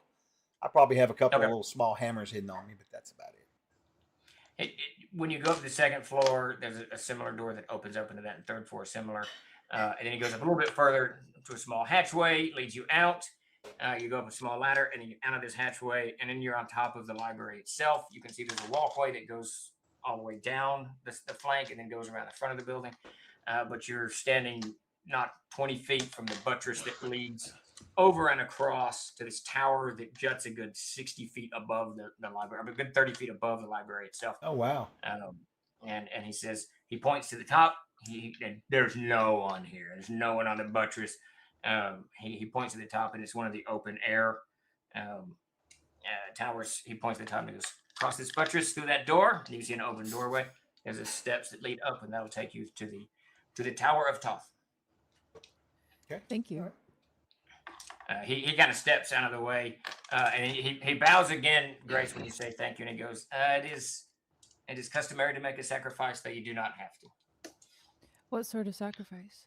You burn a book? Some type of knowledge. There's paper up there. You can leave knowledge. You can make a prayer to Toth. Pass the knowledge that way. All right. Thank you. He just waits for you all to pass, go across the buttress. When you get across, similar, very slightly larger than the tower or than the staircase that you just went up, but it's closed. And as you go up, there's friezes on a wall in here, and you can see the three-headed god of Toth. Chuck, I think I sent that over to you in various states. But Toth is the god of knowledge. He's the shadow of the All-Father. He has very, very little to do. He has very little to do with the world of Erd. He was created to organize the River of Time by the All-Father before any of the other creatures were created. And he lives, and he dwells, or so it is believed, in the endless pools. But he is the recipient of all knowledge. He is the only one who knows everything that the All-Father knows, which is to say, he knows everything. The one thing that people doubt he has knowledge of is the Gonfod, though some very, very much believe that he does have this knowledge. He just keeps it to himself. And Toth is very rarely worshipped. There's very few people who follow Toth. Sages, someone like that. But it is probably as rare. Maybe not. It's probably not as rare as Core Thing, but up there. That is one sour-looking customer. Yeah, there's no joy in the freezes at all. It's just. Well, it's not a particularly joyful thing to know everything ever. I feel like I know the feeling. the more I know, the less joyful I feel most of the time. Wind your way up. It comes down into a small stair, and it pops out onto this flat at the top of this tower. Immediately, do what, Davis? I'm going to start a garden. And I'm going to go out. I'm going to work with Destiny out there. And we're going to start a garden. and it's the anti-library called Ignorance is Bliss. Davis, there's another sea stack not far away. Just start building a castle there. It's called the Idiot's Isle. There you go. Did we see any priest or anybody mustering around when we first walk in the place, or does it seem pretty No. empty, or what? When you come out, first thing that greets you is the wind is blowing. It's nice and very, very warm. There's a few clouds in the sky. And you are almost at the highest point in Arnold, and you can see for miles and miles. You see a few ships out on the sea lanes moving about. You can see the coastline of Maine. You can see the barrier isle not far from where you are. So you can see, a good distance. And it's very, when you step out and into these temple grounds, it's all that noise that you were hearing in the tavern this morning while eating breakfast. And even the busyness that was going on in the pathways and whatnot as people are going to various studies and whatnot. And then the cacophony of noise that is the library. And I don't mean physical noise, just, bombardment of stuff upon the senses. It just seems to all fade into nothingness. It seems to be completely irrelevant as you're standing in this temple. The first thing you realize is there's two circles, one within the other, in the middle of this temple ground. And then on the far side, you can see these three small little arches that come together. And beneath that is the symbol of Thoth, which is two interconnected symbols that spin. And you can see these are just slightly spinning in the wind against one another. Is there anything? What's next to it? Nothing. Okay, so I was looking. Is there any? Where is there a place where there might be paper and quill and desk and that kind of thing? So you don't see anything like that up here. You do see, when you start looking around, you can see over by the altar. You can see clearly there's ink stain on the pavement beneath it. So clearly someone has done something, dropped ink here. Okay. Are you looking for paper? Here. I'll take it from her and I'll pull out. Have you got? Do you give him ink? She gives you her sheaf of paper, which is the rambling drawings of a mad woman. Right. Sorry, Grace, go ahead. Allegedly. Yeah, she gives you her writing and All right. pen and I'll begin to scrawl something as we're walking around. Looks like almost like I'm taking notes. I'm not, but it's what it looks like. Okay. I think Ren kneels kind of in this space. She grew up around the worship of Thoth, but never anything so grand. And so I think she kind of kneels and closes her eyes, and kind of mutters, "In uncertainty, I plant myself where all rivers meet." And I think she's going to take about 10 minutes to pray, to reach out to Thoth. Okay. The way that she was taught to. Okay. I'm going to Start pay. scraping my boot off on a piece of sharp architecture. I'm going to pay close attention to what she's saying and doing, and just kind of follow along. Okay. Jonick, anything? It's a big room, a big empty room with a grim-looking guy in it. Well, there's no iconography up here. There's just two little circles and one. I thought it was a statue or something. No, those are on friezes in the side of the wall going up. I thought you were talking about me. Okay, never mind. Yes. Yeah, when you exited on the top of the tower, you're just on top of the tower, and it's just there's not even a lip here. You can just walk right off. I'm gonna start whipping copper pennies off the ledge. I want to see how. I want to listen. I want to use listen checks. How to see- fast to did gauge- John Oh my struck by God, lightning? Yeah, no shit, right? Like three mages show not up even wearing a like black legion. robes. They drag him off. It's like, well, all right. Now, are either of you going to stop him from hurling coins? Yeah, I'm flicking I'm coins. absolutely going to go over there and stop. I'm going to put his hand Yeah, on his it's not hand, gonna hurt anybody. and I'm going to do this right here. No. Have some respect for this place. It's a temple, man. You're gonna get shanked and thrown off that temple. Or burned I mean, alive by obviously. electricity. Grace, you get no. There's no response to your prayer. I mean, you feel better, but you don't. There's no. Yeah. Toth is an extraordinarily uncommunicative god. Yeah. Tough nut to crack. Yeah. They all are, Some of them are. except for the troublemakers. Ren is muttering things. Gloriana's the one you want to worship. She loves to fight. So. If Coram is indeed listening, Yeah. Ren is muttering a phrase kind of over and over again. I did put it in chat. I got it, and I'll be recording that on my paper actually. Okay. Anything else on there? Yeah, she's gonna write down on a piece of paper for however long it takes to do this and however many pieces of paper it takes to do it. She's gonna write down truthfully in as much detail as she can recall everything that has happened. That's quite a bit. Yeah. All right. Well, she settles down and starts writing, and after a good 20 or 30 minutes, it's clearly she's lost in the zone and she's not very communicative and clearly writing a lot. And even if you look over her shoulder, you can see, whatever point she would be at, probably where Chuck's first character died. And then Jonic was mean to everyone. Yeah, I fixed the summary in there. And by then the way. Wyatt didn't want to be around us. It's all complaining about John and Wyatt. I'm gonna go. He has a habit of getting beat up when he follows you guys. So, all right. So, moving past here, what do we see? Sounds like there's a multi-level here going off this temple, correct? I think we're at the top. No, you're at the top. You're the very top of the tower. So the It is main symbols. altar in here is just where the symbols are, kind of slightly spinning in the air, right? Yep. There's 2 circles carved in on the floor. Set in the floor in the cobbles of the floor, and then there's on the other side from the staircase is this very small, probably 3 feet tall, little 3 little arches that underneath of which are hanging 2 circles spinning in. Okay. And that's where the ink is. So it's clearly that whoever's writing messages or whatever it is writing it and putting it there beneath the spinning circles.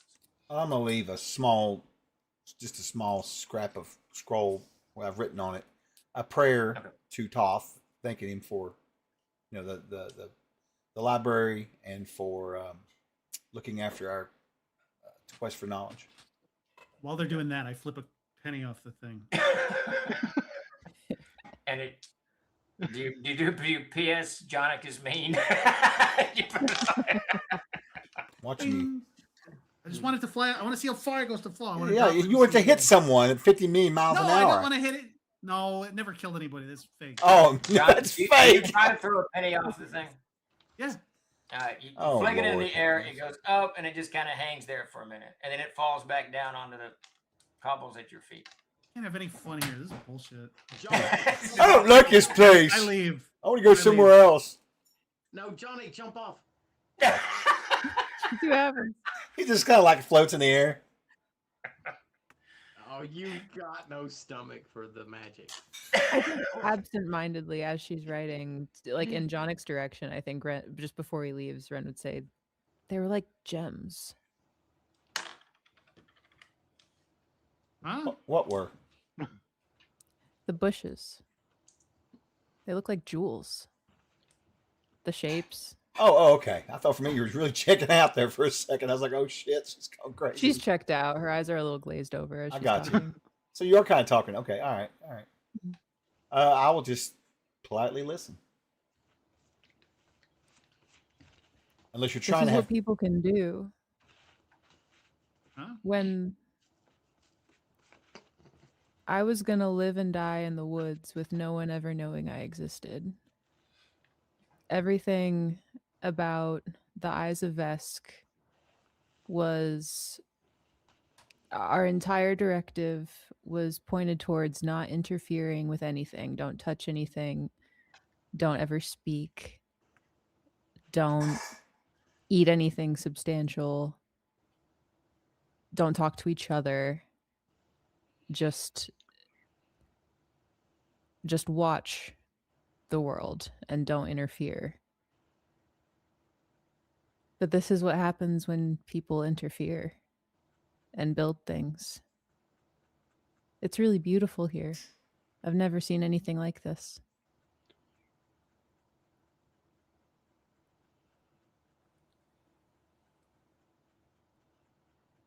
I think at this point you've got us all enraptured here. We're all watching you because you're going on about this.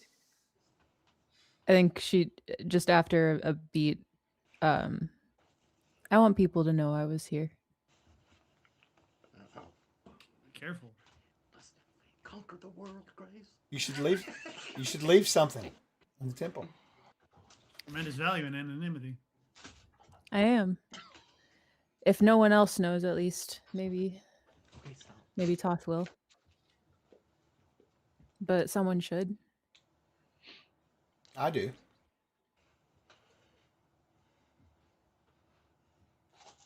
Thank you.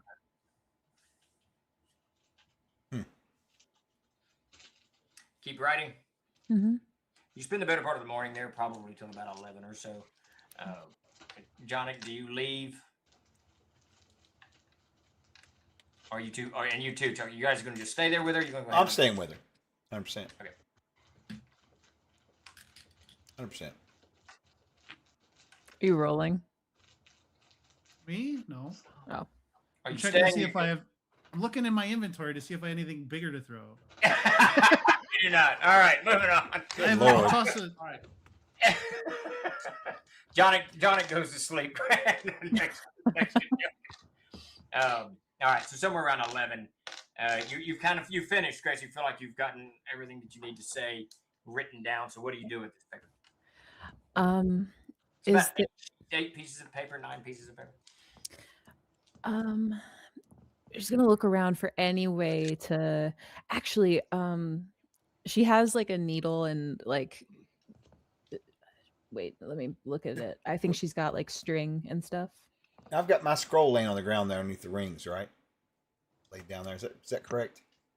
Well, Yeah. that was, Did you put it? I'm sorry, I missed that part. Did you put it under there? yeah. Okay. Just pointing that out to her too, because she may see that and just assume, okay, this is where we put our papers. Yeah, like put stuff. Yeah. She has a sewing kit. So she's going to take the needle and a little bit of thread and she's going to poke holes in each sheet of paper and like tie them Oh, together. nice. So they're a little bit collected. And yeah, set the little bundle of papers down next to Quorum's scroll.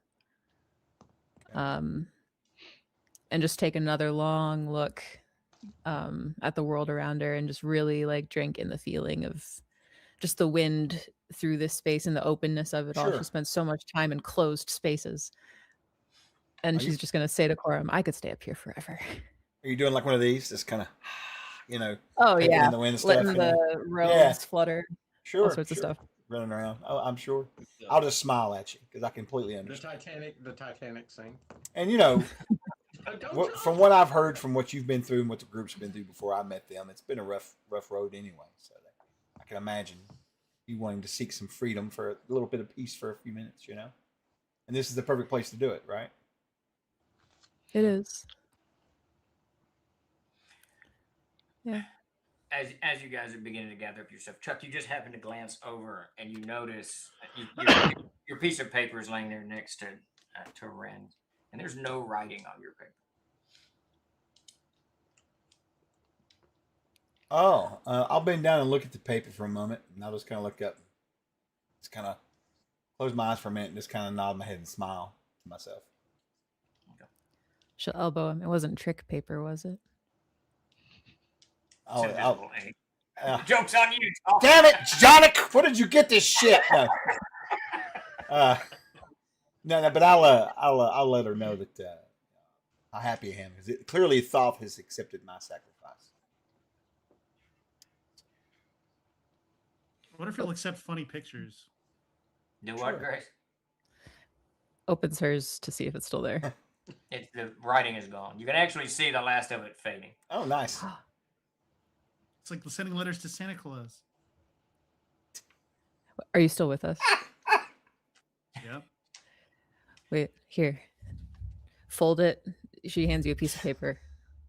Do you know how to make a paper airplane? A paper bird? I mean, airplane. Airplane. Broke out for a minute. A paper bird. It's like that scene from Planet of the Apes where he makes the airplane. He's like, nonsense. People cannot fly. You speak of. That wizard dealing in time dilation was listening. I pulled a paper kite, I guess. Yeah. Roll it into a ball. It goes up and then comes right back down. Damn it. I take it and I draw a dirty picture on it and I put it under the Oh thing. my god.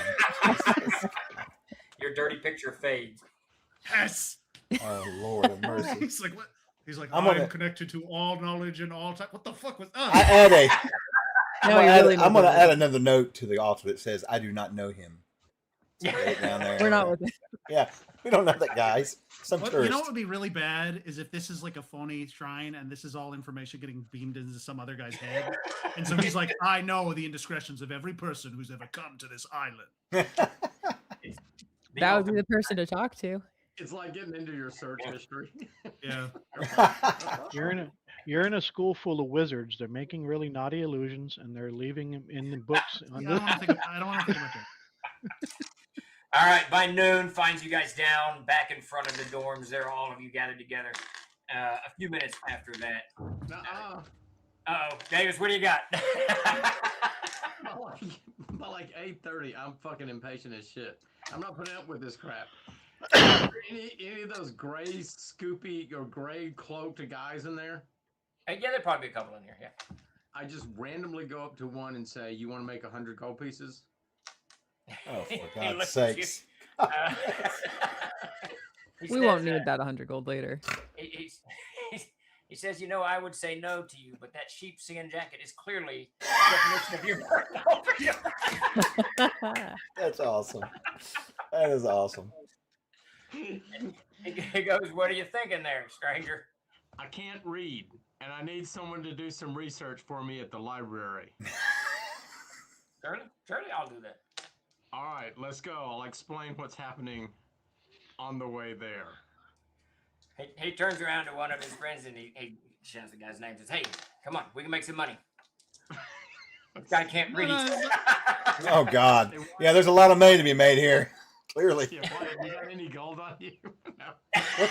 What kind of word counts they're gonna charge you, Davis? Be careful about that. That's right. 1 gold per word. There you go. There is actually, I was looking for it during the break. There's services, right? Yes, I'm guessing? Yes. Awesome. It'll cost you.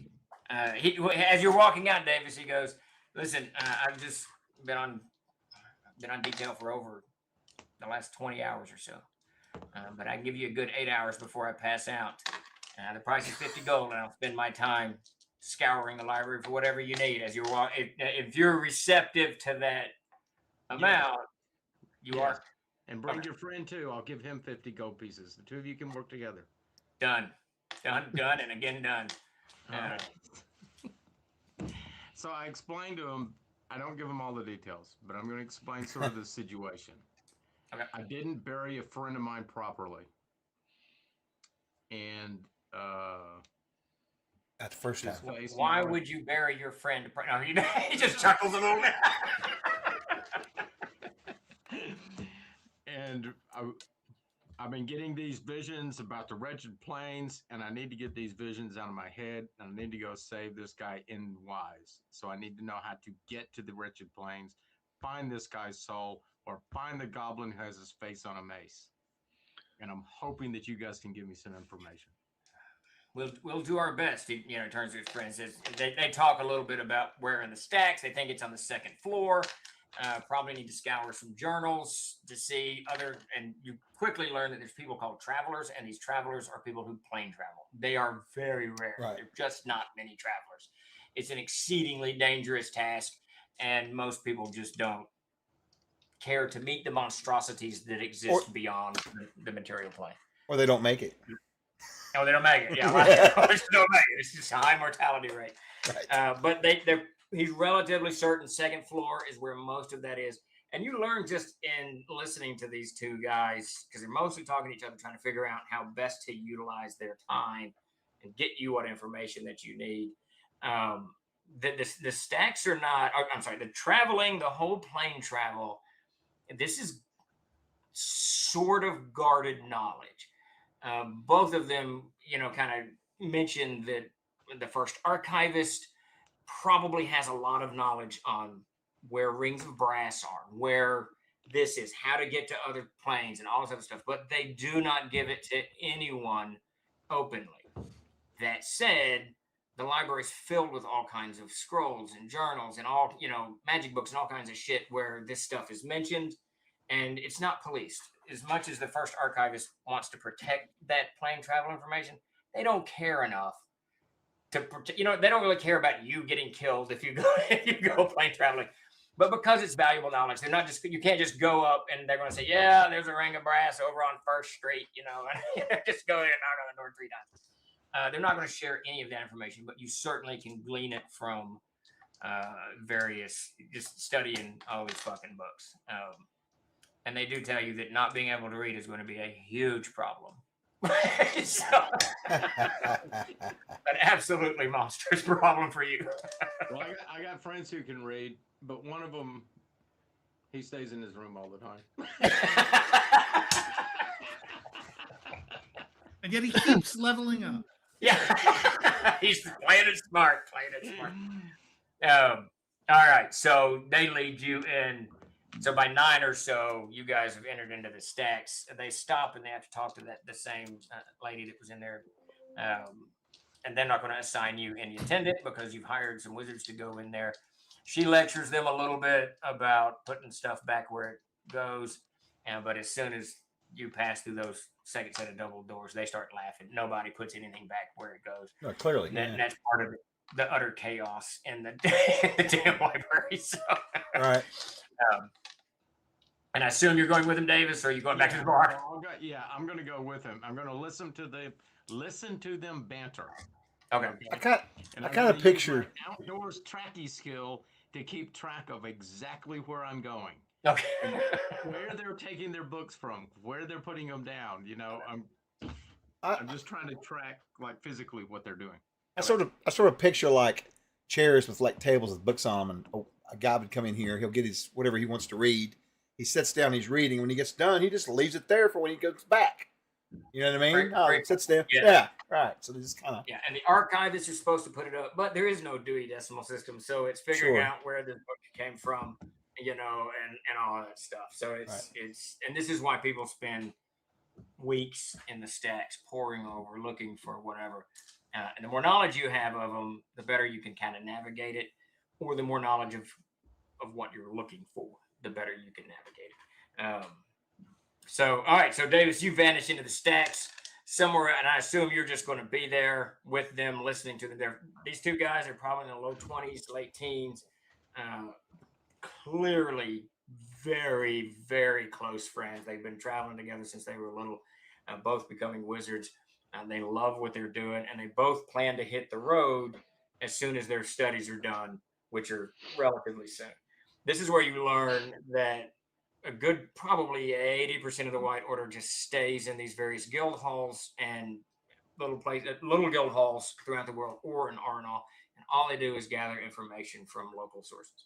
But there's a small percentage of them, the proselytes, who go out, and their whole thing is to find information. And these are the ones you quickly get the idea that they're people like yourselves. They go out into the world looking for the information. They're going to go into that deep dungeon to find the scroll of whatever, and they frequently never come back. They are required to report back to one of the guild halls or Arnall every now and again with whatever information and knowledge and books and whatever that they've gathered. And a lot of the stuff in the library comes from these guys come back. They found 3 books in some ancient dwarven temple. These books are copied and put into the library in whatever order or not order, that may be. And then the originals the wizards get to keep, or they can donate them whatever they want to. And that's where the chaos, it's just chaos everywhere. But both of these wizards, they plan to hit the road as soon as they can and begin a life of exploring the ancient world of Erd. So you vanish into the stacks mid-morning. By 11:30 or so, you guys are back with Wyatt. The other three of you are back with Wyatt in front of the dorms. And a little after noon, Celine comes out. She's younger than you, right, Peter? She's the character. She's around 14. Okay. Yeah. She comes out. She's dressed in the gray sleeveless robe. Comes over to you, and she's very excited to see you. Gives you a big hug. I will assume that your family is relatively gregarious. Well, she is one of. If you ever met those are like really smart kids that don't have much use for other people. Not in the Chenault family. None of that. None of that. We've heard rumors. Yeah. I mean, she's got like the only other thing she would have is one of those like really wide hats that you described when we were in the last city. Yeah. Broad brimmed hat. You can't see much of her face because she's wearing this something that looks like a kabuki mask. But Wyatt's been explaining what went down with the whole family business and with the father being taken down by paladins, press ganging him into a fight that he didn't want to get involved in. So she's very she listens aptly as you explain the whole story, and she's obviously devastated that your father was killed, and she doesn't know how to handle it at first. She starts talking about she's got to get back to her studies. And A new subscriber. Prepare for battle. How to negotiate this sudden grief and get back to work. And then she's kind of a little bit. She's taken aback. She says, Did you just come to bring this news?" I came to bring this news, but I came along with these people here who are trying to find knowledge to deal with some kind of curse or cause or divine retribution on their souls from what it seems like. She looks at the three of you and she says, "Well, I pity you. This sounds terrible. Yeah. If there's anything I can do to help, just let me know." Yeah. It's bad when you get that from the girl who's just found out her dad died. Yeah. Wow, that sucks. I'm really glad I'm not you. It puts you up in the ranking of terror. Well, she's on the full-on middle school syndrome trend here, so. If there's anyone that you know, any teachers or mentors or neighbors, I don't know how life here works, but anyone who could maybe help us, that would be great. The archivists can help you. The librarians, they can help you. I do not know if you could get an appointment with the first archivist, but surely one of the lower ranks, the second or third archivists, there should be a good number of them, or you can go into the stacks yourself. What would it take to get a meeting with the first archivist? That I don't know. Probably a lot of coin, I think. But if you go to the library, if you go to the library, there should be some young people there. I'm not sure who's on duty today, but a warden of the door there that keeps the library. She is a third archivist, of the rank of third archivist. She could answer your questions. Well, oh no, it looks like we got to go back to the amazing library. Oh no. How terrible. We're told 3 times to go to the library. And then we're like, no, let's catch up with this person. She's like, go to the library. Like, then you hear it. You hear that. And the guy with the wheelbarrow is coming behind Jeremy. Destiny is behind Jeremy. That's funny. It's chasing you. It's your omen. He stops Jeremy and he waves at you real slow.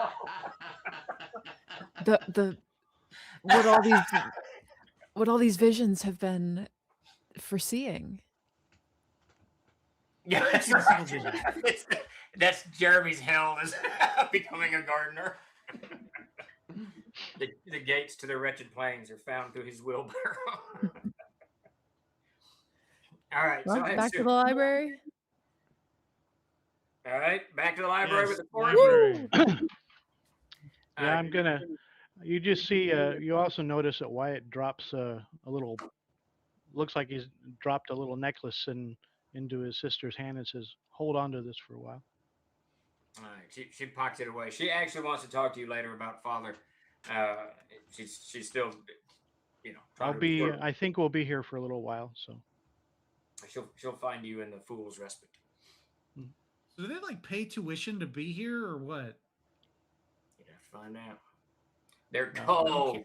I'm asking you, Steven. I don't know enough to ask a character. Yeah. I mean, if you want to be a wizard, you can come here. No, you don't have to pay. But if you make it into the academy, then you can become a wizard. But you have to have the aptitude, self-control. in her case, You have to be a psychopathic narcissist, Yeah. antisocial.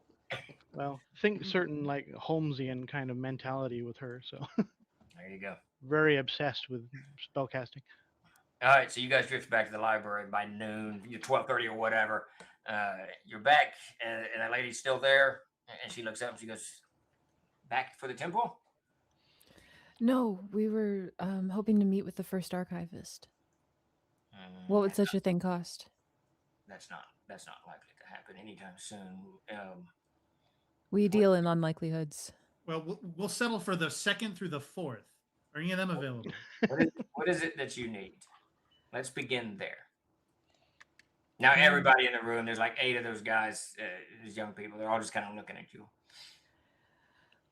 We need help with a curse. Personal matter. I mean, is it a Of course. Then perhaps you should find a priest. The Lothian clerics, they are gifted in these things. We were directed here. Who directed you here? Everyone we've spoken to. And outside of Arenal. We've talked to like 8 different people, and they've all said, "Oh yeah, it'll be in the library." So, and I'll explain that this has got connected to planar travel as well. What is the nature of this planar travel? Why are you? You're going to have to give me some information before I can ascertain as to whether the first archivist will even see. It's very unusual for her to take in appointments like this. So, but if it's curious enough, perhaps not. Otherwise, I would direct you to the library behind me to go and do your research and try to find what you are looking for. It's most curious. A friend of ours died, perished, killed by goblins in the Darkened Fold. We didn't collect his body, didn't think to, but it was used in some kind of ritual, and his soul is trapped in the wretched plains. I've been having visions. I'll take out all of the drawings. Yeah, she saw Toth's horse. She kind of looks at you, Johnny, but doesn't. Yeah, she's like, "What the hell?" Didn't take any of it in. There was a horse there at some point. she starts rifling through your drawings, kind of looking at them. I mean, she's looking at them, not very. She's not like studying on them, like she's Yeah. She's an elephant demon or something. Super engaged. So you're having visions of the wretched plains because one of your comrades was taken wrongfully sent there. And I know it sounds very contrived, but yes.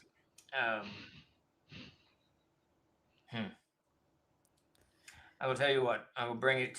She hands you your sheaf of papers back, and then she said, "Put your hand back. Give me a few of those." Sure. She takes. She kind of rifles through and takes about 3 of them, then hands the rest back to you. She says, "I will bring this to the first archivist, the Lady Lisa's attention. Check back in a day or 2. I have gold. We can pay. Steven, it will cost. I want to include a small note with it that just basically describes my vision and also explain on there my name and who I am and what I am. So to kind of go along to show that it's just not one person here showed up. You know what I'm saying? Try to give it a little more support. Yeah. Okay. She looks at you. She looks at you quizzically, and about halfway through your explanation, she says, "What is the nature of your affliction?" Ours? No, she's looking at Chuck. She's looking at yeah. Okay. Yeah. And I'll write down that I am under compulsion to not speak until something unlocks and gives me freedom. and I feel like I feel like it's related to this. Well, Oh. all right, y'all are metagaming. Don't be paying attention. All right, so I will explain Davis to her. is in there dutifully studying. Right, sure.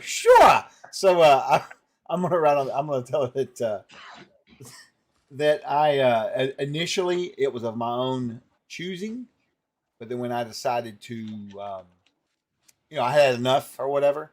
Clearly, that I have been put under some sort of geese or something until something happens with this vision to unlock my ability to be able to express myself verbally again.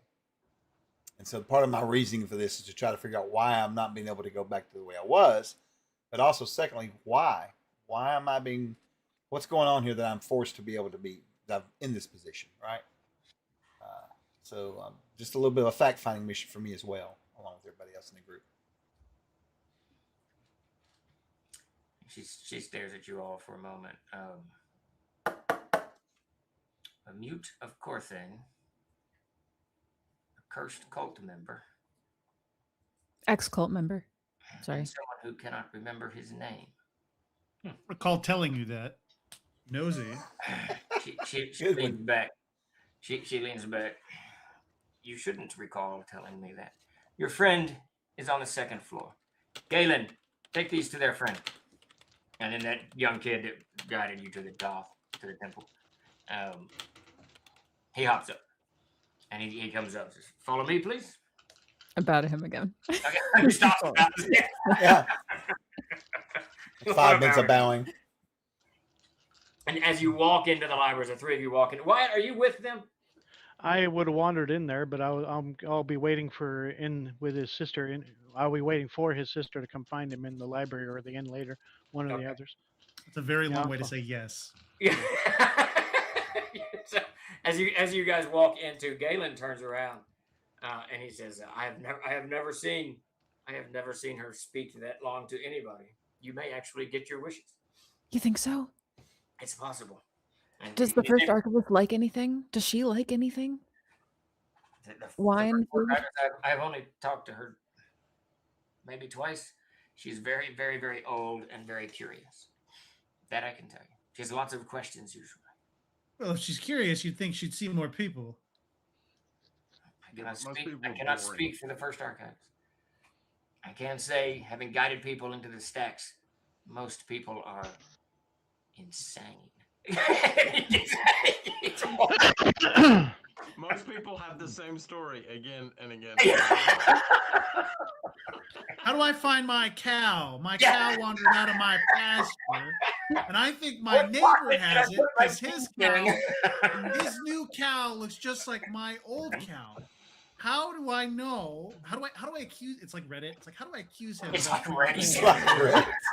Would I be the asshole if I kill my neighbor? Am I overreacting? My neighbor pillaged my field, and the stacks. I did it 2 minutes later.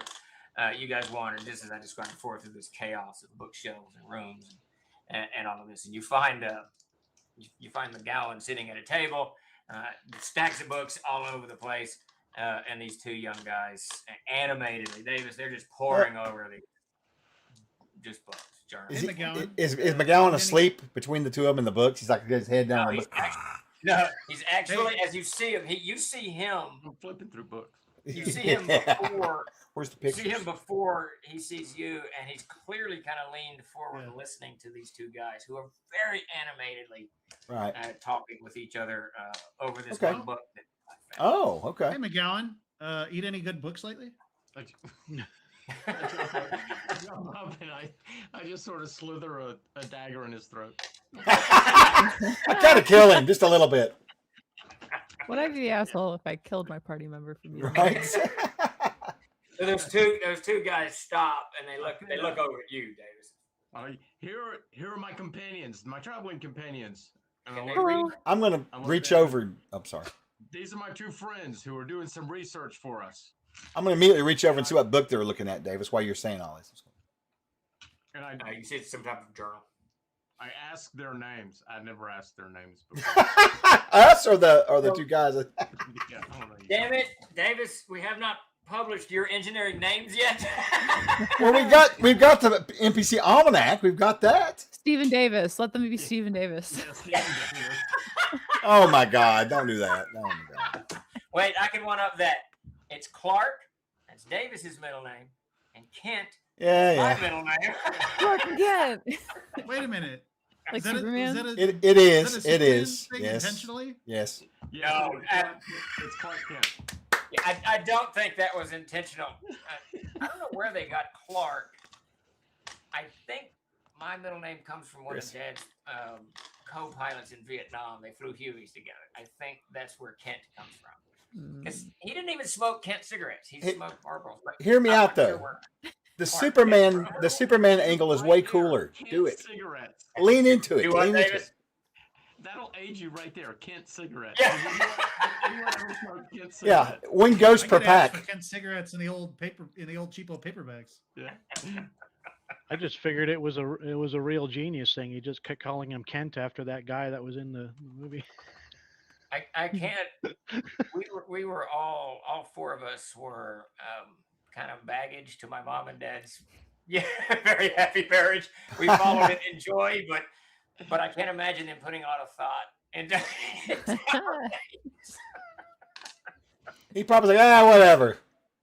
Yeah, I'm sure he didn't give a shit. I don't know. I know where Davis comes from. That was an uncle of ours. Which one, is it easy to shout angrily? Yes, That's the there you metric. go. Yeah. Davis, There you what go. was it when we got in trouble? Davis Clark, Stephen Kent, Michael Zane. That was my sister never got in trouble. There's so a she- rhythm to each of the names. She never got in That's the trouble. reason behind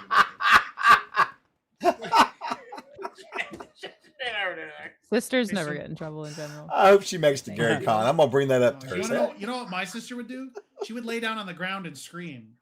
And my parents would come in and she'd be like, Jeremy, push me down, and then I'd get in trouble for it. She did that a lot. And they would always fall for it. And I was so fucking mad. Dude, we had the golden ticket, and his name was Davis Clark. Because my dad would lecture when anything happened. He would lecture, he'd take a belt out, and he'd pop that belt while he lectured, and the lecture could be up to 45 minutes, right? I would rather just get hit, move on. It'd be great, move on. But Davis, he couldn't take the lectures, so he would just confess to things. I did it. I confess to everything that anyone did wrong. I was like, I did it. Steve's over going. Restrict me out of We just look at Davis, wait for him to crack into the It was wonderful. It was a great childhood. So All Clark right. and Kent are looking at books. Yes, Clark and Kent are looking at the books. Can we get Bruce and Wayne in here? Oh God. So it was a journal, Chuck. So they were looking at some kind Okay. of journal. All right. And when you kind of pivot around, Clark just says to you, he's slightly older than Kent. He says to you, we think that we can find more information in journals than we can in actual books. We're going to be talking about the rings of brass or any of the other planes like that. I think that's going to be our best bet. And as you can see, most of the books on the things are journals. Some of these go back into the Dwarven kingdoms. They're copies of these books. Who wrote them? Most of these are transcribed that were brought here, but some of them, like he picks up one and he rattles off the title. This is just this fellow was one of the paths of Umbra. He was exploring out in the Marl, which is out to the east, if you don't know that, beyond the lands of Ursul, and he was exploring and seeking for hidden pathways to the rings of brass.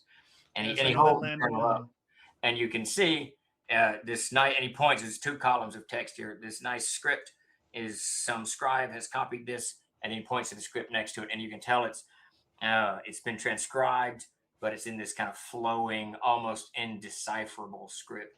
And he said, "This is the original that they copied, and this is our translation of it." What is that called when you read old texts? Yeah, there's actually a skill for that. But that's most of what this is. But they go back mostly traveling. The paths of Umbra were everywhere, and the White Order before them. Has our friend explained our plight and our goal in being here? Yes. You explain it all, right, Davis? Yeah. I even gave away the ghost that We abandoned him, didn't bury him. His face is on a mace. Well, to be fair, none of us could have known. No, He we still couldn't has have skin him. in the game, that suit. NY still has skin in the game. And then I'd say bad luck has followed us ever since. We know. In the Is it form really of any materially different than it was before, though? entirely, almost entirely materially different. We've been hounded by armies of orcs and that was happening winged before he goblins and died. creatures. Not We- really. We have visions before those things happen. A You had premonition. visions. You keep telling me you've seen things. We can see into the future, or something sees into our future, and curses us. I had another vision last night. Endwise is like- there. He's completed the journey, it sounds like. He's being tortured right now. I felt it. It's a little hard to doubt that it's real when you're watching his agony and feeling it. It's usually followed by some ill-tiding event. Hopefully nothing happens here. Kent says, so these were goblins, you said? Hmm. He turns to Clark and says, I'll go up to the third floor and gather whatever books I can on goblin culture and religious practices. And see We're what gonna we have to can go back to the Darkenfold. Back to the Darkenfold. I will That's jump what we out of should- this building before I go out. I will cast myself into the sea. Go up to the top and jump off the top and see what happens. Or worse, he could go work with Destiny. Like I said, I will cast myself into the sea. All right. I think we're about done. I feel compelled to tell the outhouse story Yeah, before we close out. So Everybody so. put down I any think so. food you're eating. yeah. Everyone be done eating. Hey, Steve, yeah. I'm poking around the stacks while I'm there. Okay. All right. Exploring information. So my dad was born in 1940 and he grew up on a farm in southern Arkansas. And they didn't have any money. And one of the things they did, they had a 2-seater outhouse, which they were very proud of. But in the summer and spring, because it gets very, very hot, they didn't have any money for, I think it's lye that you throw down. Is it lime or lye? Whatever you throw down on manure in the White House. Yes. We say 2-person outhouse. You can hold hands. Are you talking like a bench seat? You can sit side by side and Yes. do your business? Yes, it was just one square building with a door and a 2-seater. Now my mother, she had an outhouse, but they had a pot, which that's why you hear me say slop jar all the time. Because my mom said, "Well, we had slop jars," and they would throw you do your business, you throw lye on it, and it gets rid of the smell. Well, Dad didn't have that, so what they had to do was move in the summer and spring. Now in the winter it just got rough, but in the summer and spring they would drag the outhouse 20 to 30 feet over, and it would smear everything out and let it dry in the sun. So it would the smell would go away really, really fast. So my grandfather, my dad was raised by his grandparents. So he was in charge of moving the outhouse. By the time he was like 7 or 8, that was his job. Was one of his many jobs was to move the outhouse because his grandfather had gotten sick, got stomach cancer or some such. So he went out and he was trying to move the outhouse. It was just too hard. So he said, "To hell with this," and he went and got 2 eye bolts and he attached these eye bolts to the outhouse. Then we got the mules. Now these mules were very old, according to my dad, and you didn't really have to do anything. You just hook them up and they'd start doing the job you needed them to do. He was so small when he plowed the land that he would hold the plow, but his feet couldn't touch the ground. So Wow. he would hold onto the plow and the mules would just plow the acreage with him hanging, which is just really cool. It's just he said he had the best childhood anyone ever had. Wow, that's awesome. Which I argued with because I had a great childhood. But anyways, so he puts these eye bolts in, and then he goes to get the mules to hook the mules up. Hooks up the mules, and he starts dragging the outhouse to spread the waste. And then he said, I heard this tremendous caterwauling and screaming coming from inside that outhouse because his grandmother was in there doing her Oh, business Lord. while Oh, my he was God. dragging the outhouse across the lane there. Absolutely hilarious. But a very different world than we have grown up. That's I hilarious. keep thinking of that It's like scene from a- the. Keep thinking of that scene from the Beverly Hillbillies movie. I was just gonna say that sounds like an honest to God Beverly Hillbillies I'll scene. tell you Listening what, to man. They had opened the door and she's trying to pull her pants up. Listening to pull his the stories skirt is up. hilarious, and I got to tell you, and this is what Davis has it more than I do. None of that matters. So he was raised by his grandparents, and they were older, so he was younger, and his uncles were all kind of buttheads. So one of them did the shotgun against the nose thing, all that kind of stuff. But The what? it was Uncle Charlie, wasn't it, David? He convinced Dad when he was like 5, the best way to shoot a shotgun is to brace it on your nose. Oh my God! Are you what? What? Oh yeah, busted his nose off. Oh, I know, right? But Yeah, your dad. Yeah, our dad almost killed Uncle Charlie too. oh yeah, a Over that. couple times. Yeah, the sheriff had to come out to stop that. Wow. Good he Lord. was kind of a roughie for a while. Yeah, Uncle Charlie was a jerk. Yeah. Uncle Charlie was something else. I forgot what there was some. Oh, so the coolest thing he ever told me. This is just badass. Southern Arkansas, 1947, probably. He had no shoes, had overalls, and a pail. Mom said it was a pail about yay big, and he'd put a couple of potatoes in it, and he would take his single shot 22, and he said he'd climb out the window and just wander Drew and Bradley County for like 7 and 8 days, hunting rabbits and squirrels and eating his potato. When he ran out of potato, he'd go back. And when I hear these stories, I'm like, that sounds like heaven. It just sounds like heaven. This 7-year-old kid wandering through the woods with a single shot 22. Man. On the outhouse. Unlimited freedom. Yeah. It was a different world back then. Yeah. But there you go. There's the outhouse story. That's Maybe crazy. that'll round the stream That's up. so funny. All right, There are a lot well, of funny stories from down south. Anyway. Yeah. we have some giveaways to do before we get out of here. So we'll get that done. All right. I will go ahead and shut them off. If you've not entered in, right now is the time. Come over here to twitch.tv/TroilerGames. Give us a follow, exclamation raffle while I dig around here and find these giveaways. Let's see. All right. 3 rats to the winners. Oh, thanks, Wolf. Well, hopefully there'll be some good ones here. All right, we're going to get these closed out and get out of here right now.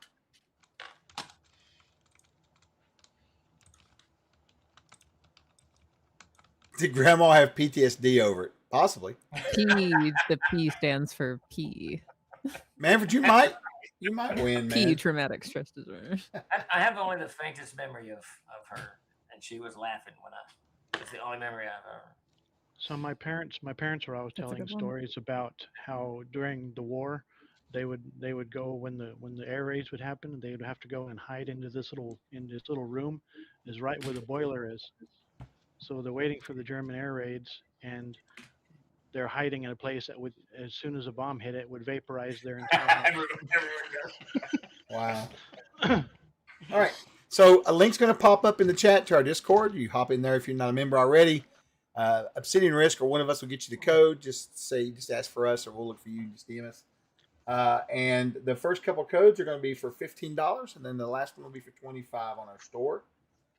First winner of the night is going to be Crimson Arrow 72. Congrats, Crimson. Congrats. Our second giveaway is going to be for Cryptorite. Oh, there you go, buddy. Good job. And then our final prize will be for $25. Get you a book over there. And it's going to be Jeb Gordon. Congrats, Jeb. Glad you hung out with us tonight. Congratulations. All right, I'm going to set us up a raid. We're going to raid into some friends of ours called Tabletop Misfits. They are running a show tonight. Give you guys some. We will have the new stretch rewards up tomorrow. We may get them up today. A new follower has joined the fray. Working hard. All right. Yeah. Let's get this raid going here. Hey, we appreciate you, Jed, and everybody else for hanging out with us. It's been a good night. Tonight was a role-playing night, and it was quite revealing. Might add. Yeah. Pretty good. All Take right, it well, easy, everybody. Yeah, y'all have a great night. Thank you again so much. We'll see you on the next. Well, actually, we'll see you here tomorrow night for Steve's AMA. We'll be talking a little bit about Aired and just whatever else, taking questions and general stuff. And, who knows what else might happen tomorrow. You never know. So, Yeah. all right. Good night, everybody, and thank you so much. We'll see y'all. Troza! Ow!